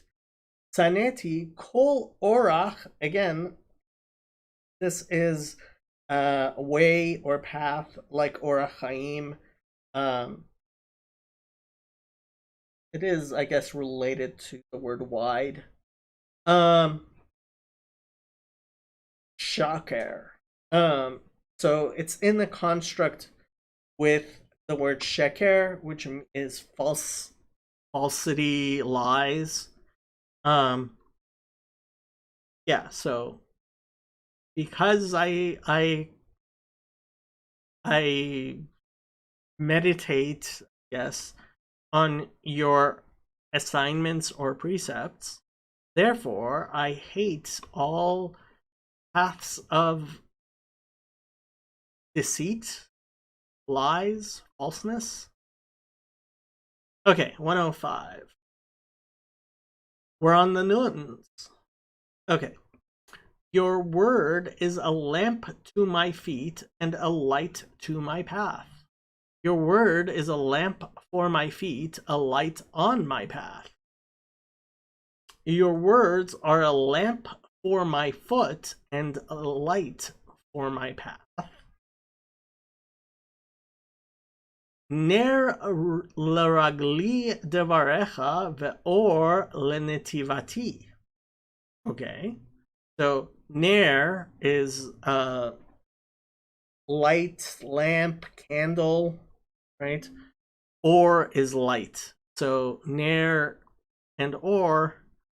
So there are several verses which talk about ner and or, right? Ner mitzvah v'torah or, right?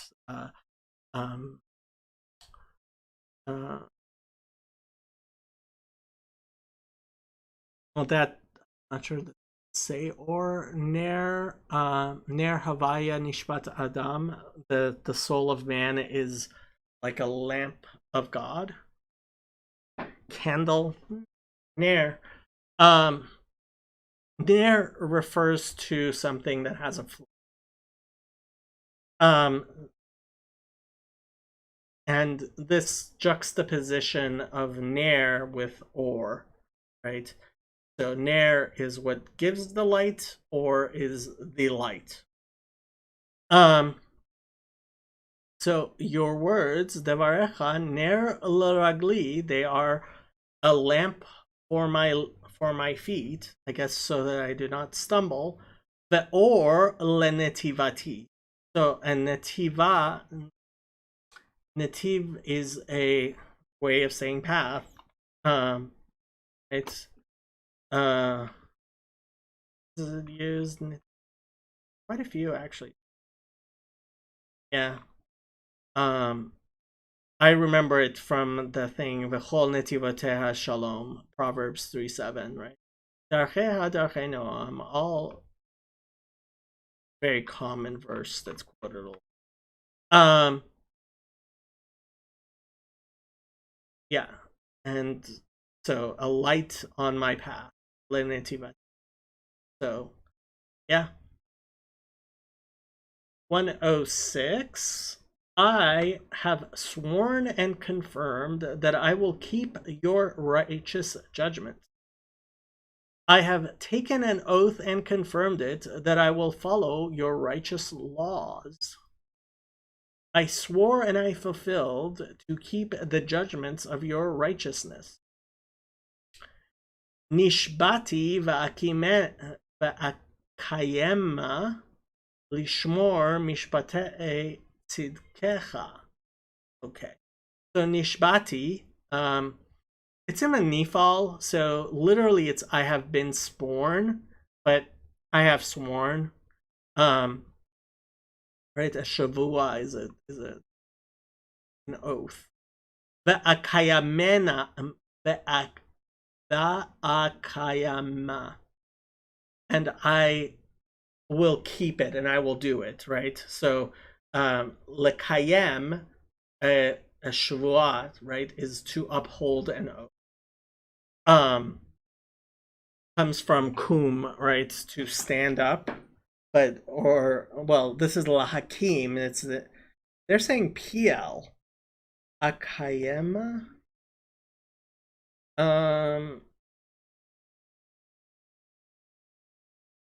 So pl is the intensive of the active. I assumed that it's actually in the hefil. Down the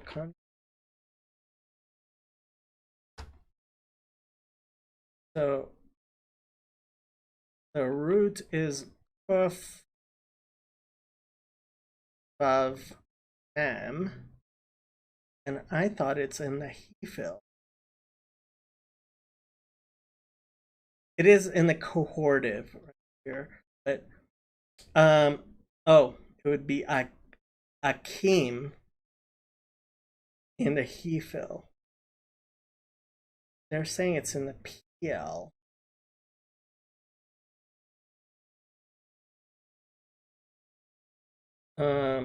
Aku, Akavem. Hmm.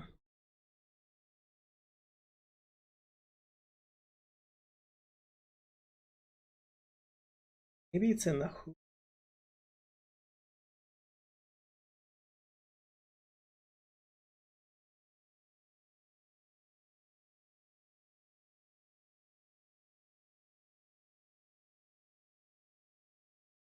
Ukam.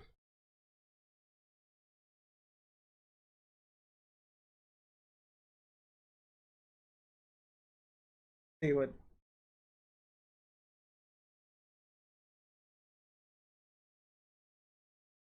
Let me see if Akayem shows up. Akomem. Sure, it's Akayam.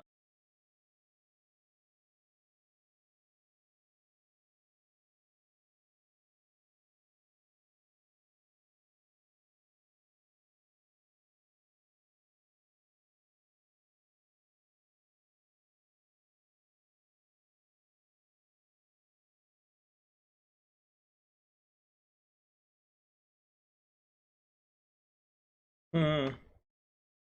I mean, obviously it comes from Kum.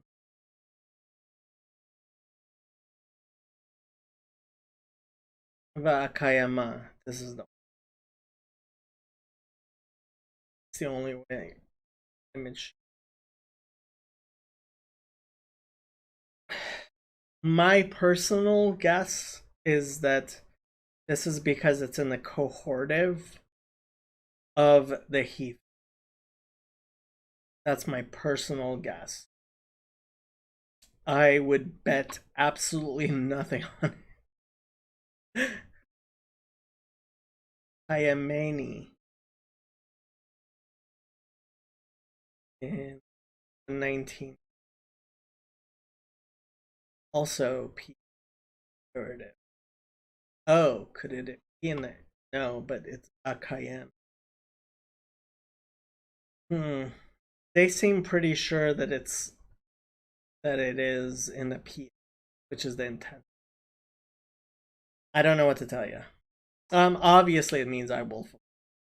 Lishmor mishpatei tzitkecha, right? To keep lishmor mishpatei. It's in the construct form judgments with tzitkecha, right? Tzedek means righteous.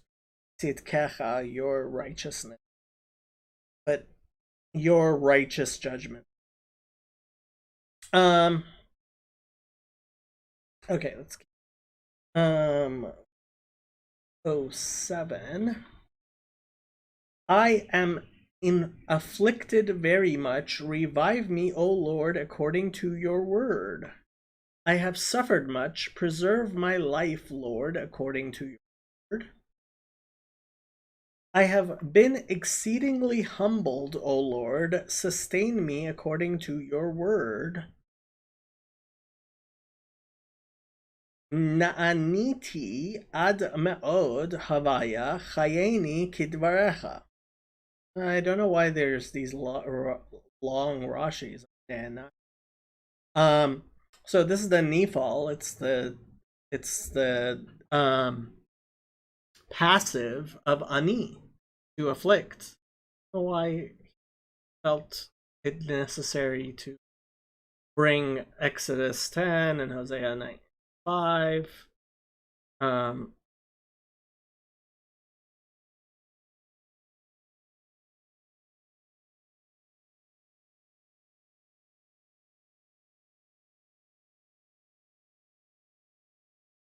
This is a sickness that deranges them.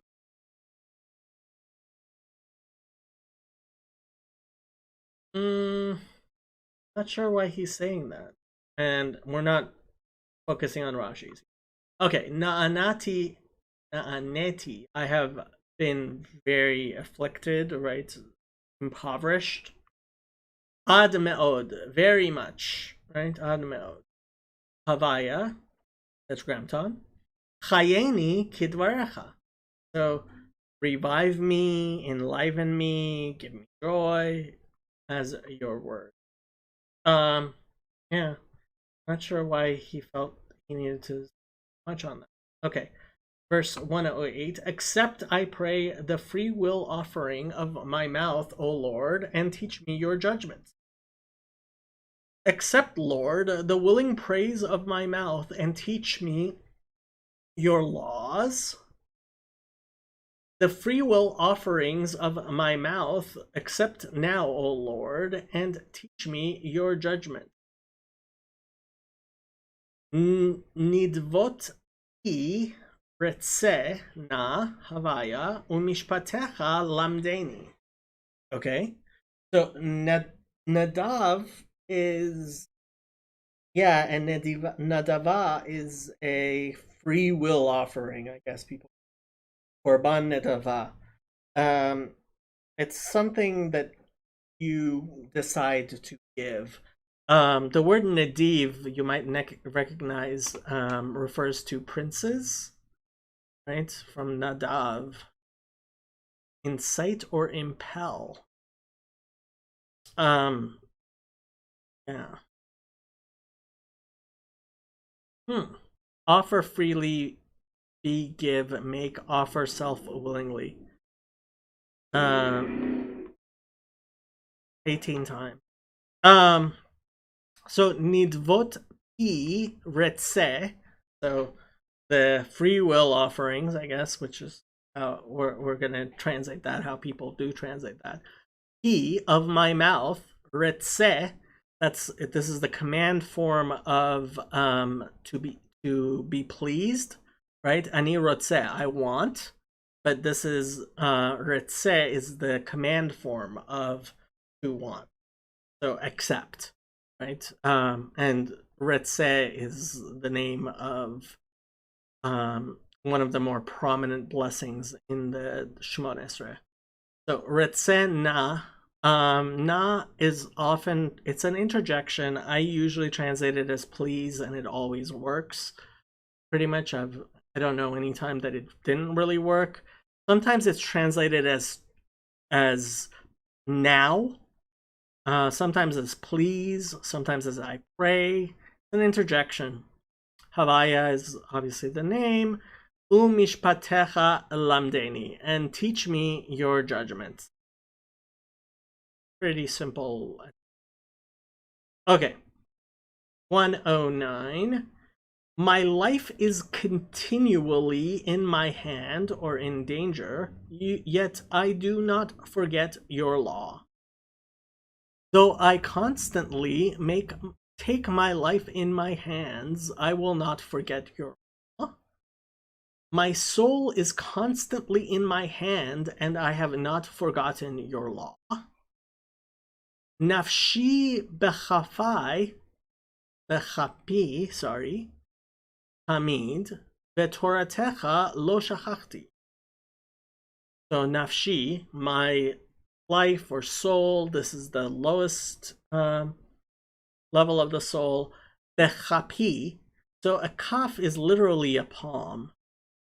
And this is, when I first read it, I assumed it would be chapai, in my palms, but it's in my palm, in my hand.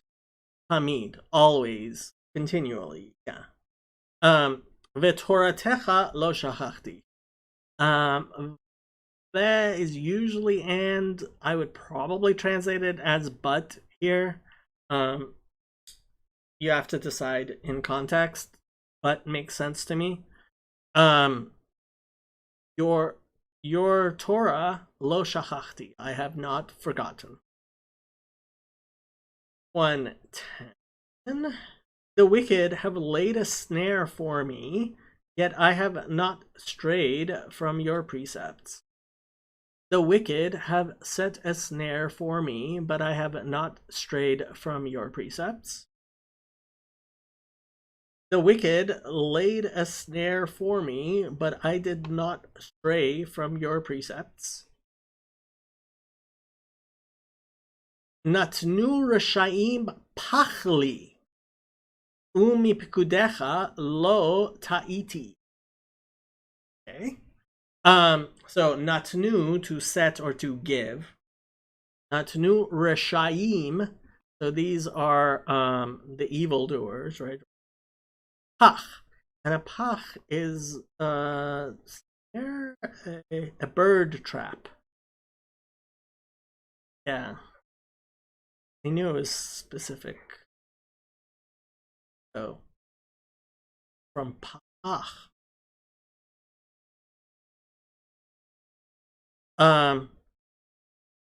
Yeah, li for me. So they set a snare, they laid a snare for me.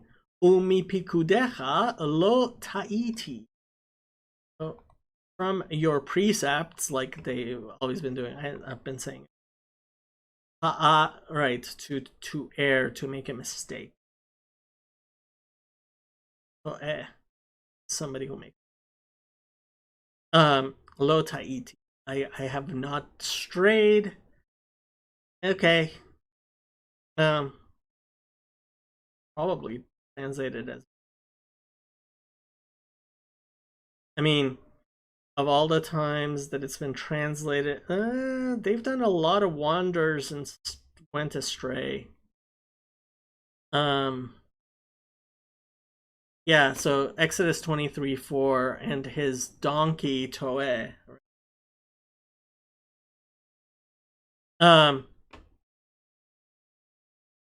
Yes, to stray is right. Okay, verse 11. Your testimonies I have taken as a heritage forever, inheritance, for they are the rejoicing of my heart. Your statutes are my heritage forever. They are the joy of my heart. I inherited your testimonies forever, for they are the joy of my heart. Nachalti edotecha leolam ki sason libi hema. Interesting. Okay. So, nachalti, right? I inherited, right? And nachala is an inheritance, right?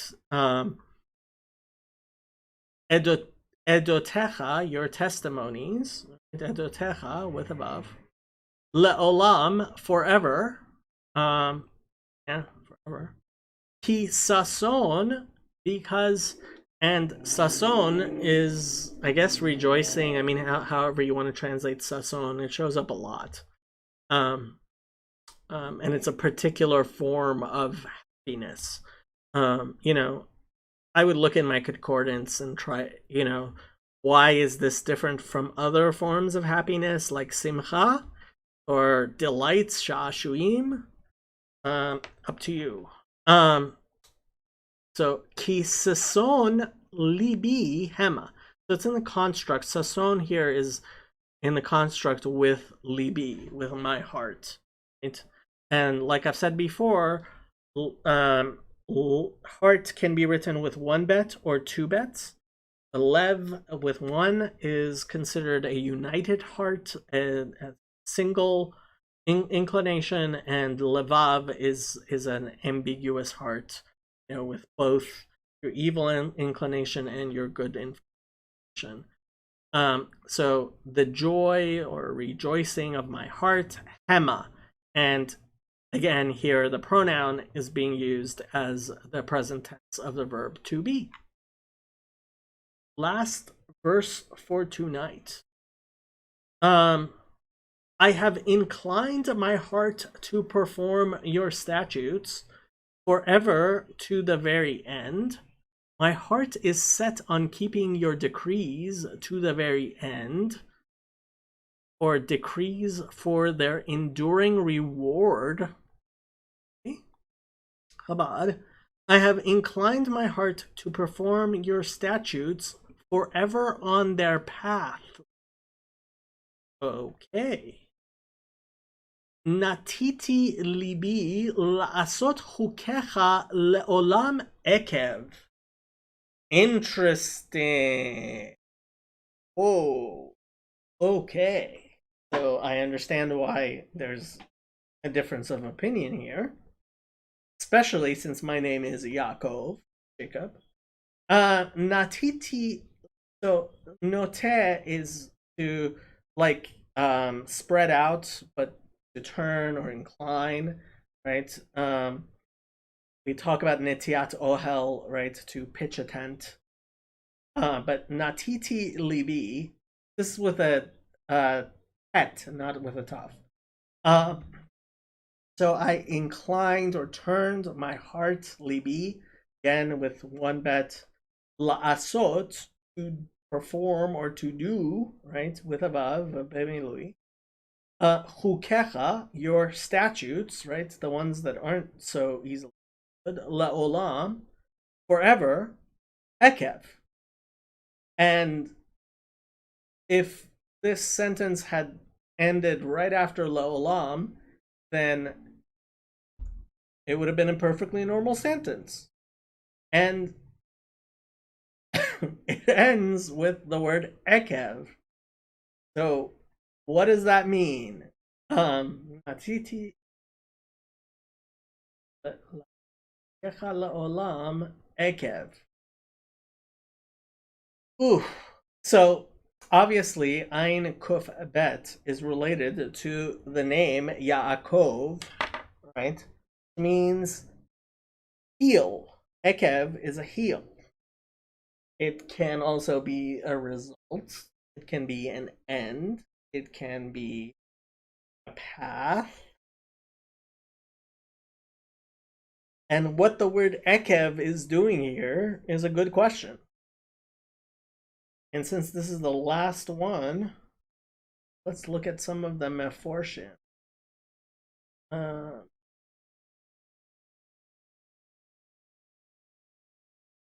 Ekev. So, mefarshim.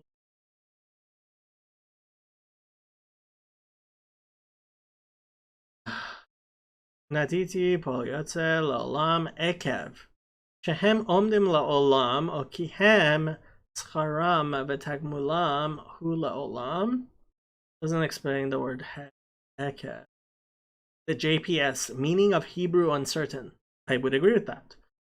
נתיתי לעולם עקב מצודת דוד, עד עולם, עד סוף ימי, וכפל הם המילה שמות נרדפים, וכן אדמת עפר.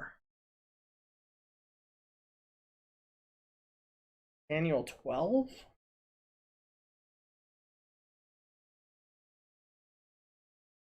Sure what he means.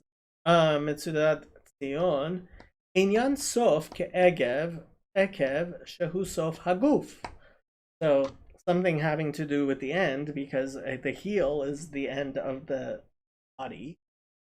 Redak,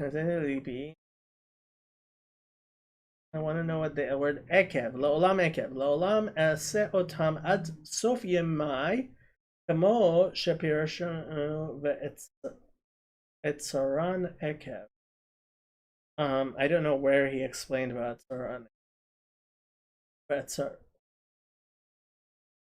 Why is that not a nun sofit?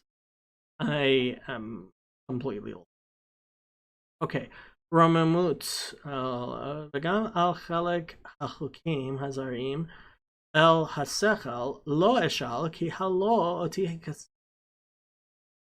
so he's saying the statutes, which I don't understand, I'm still gonna do because it is an inheritance for the world to come. So he's saying the word ekev is referring to the world. Ba'amor alav ki elehem la'olam shel ekev. So the world of ekev, of heel, which is obviously the או יהיה עניין האות הזאת לשבח סבול היסוד. So um, he's saying it might also be based on the Yisurin, the difficulties that a person um, may endure. And so he seems to be saying that it's related to that. Shema Tomar im kol kach sarot ha'olam hazeh. Lama ata nishba lishmor ha'mitzvah.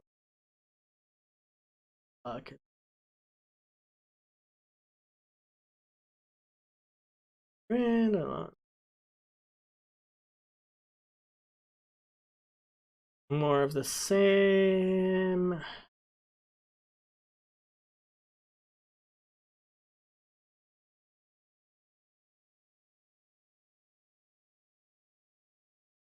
Same.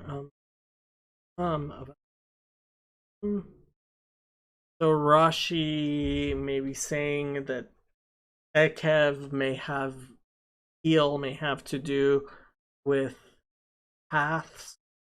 Nechama Leibowitz. What did she have to say?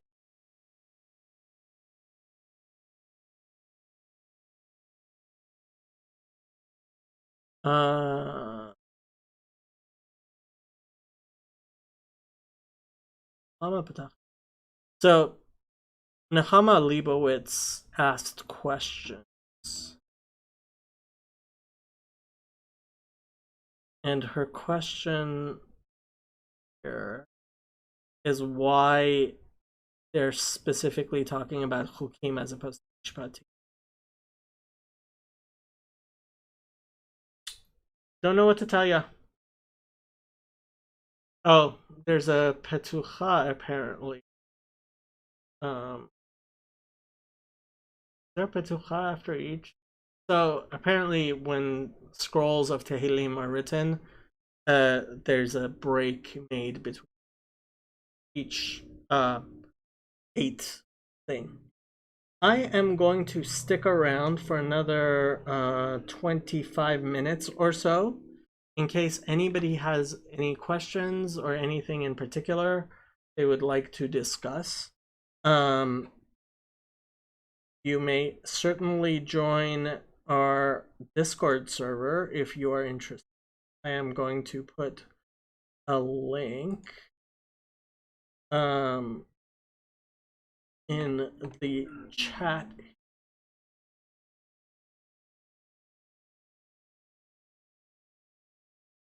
And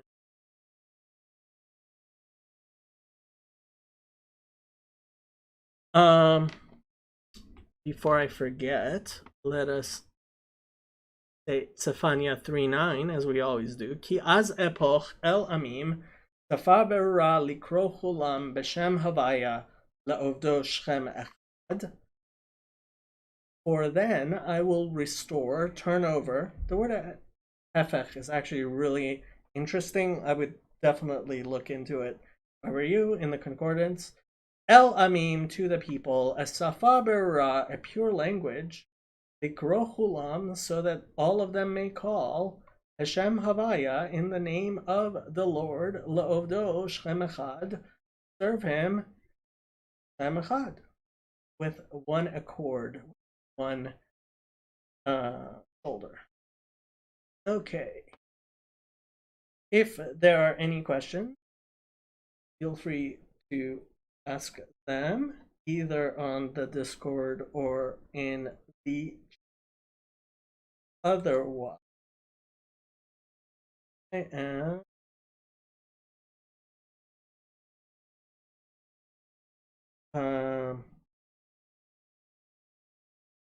just hang around for a little while.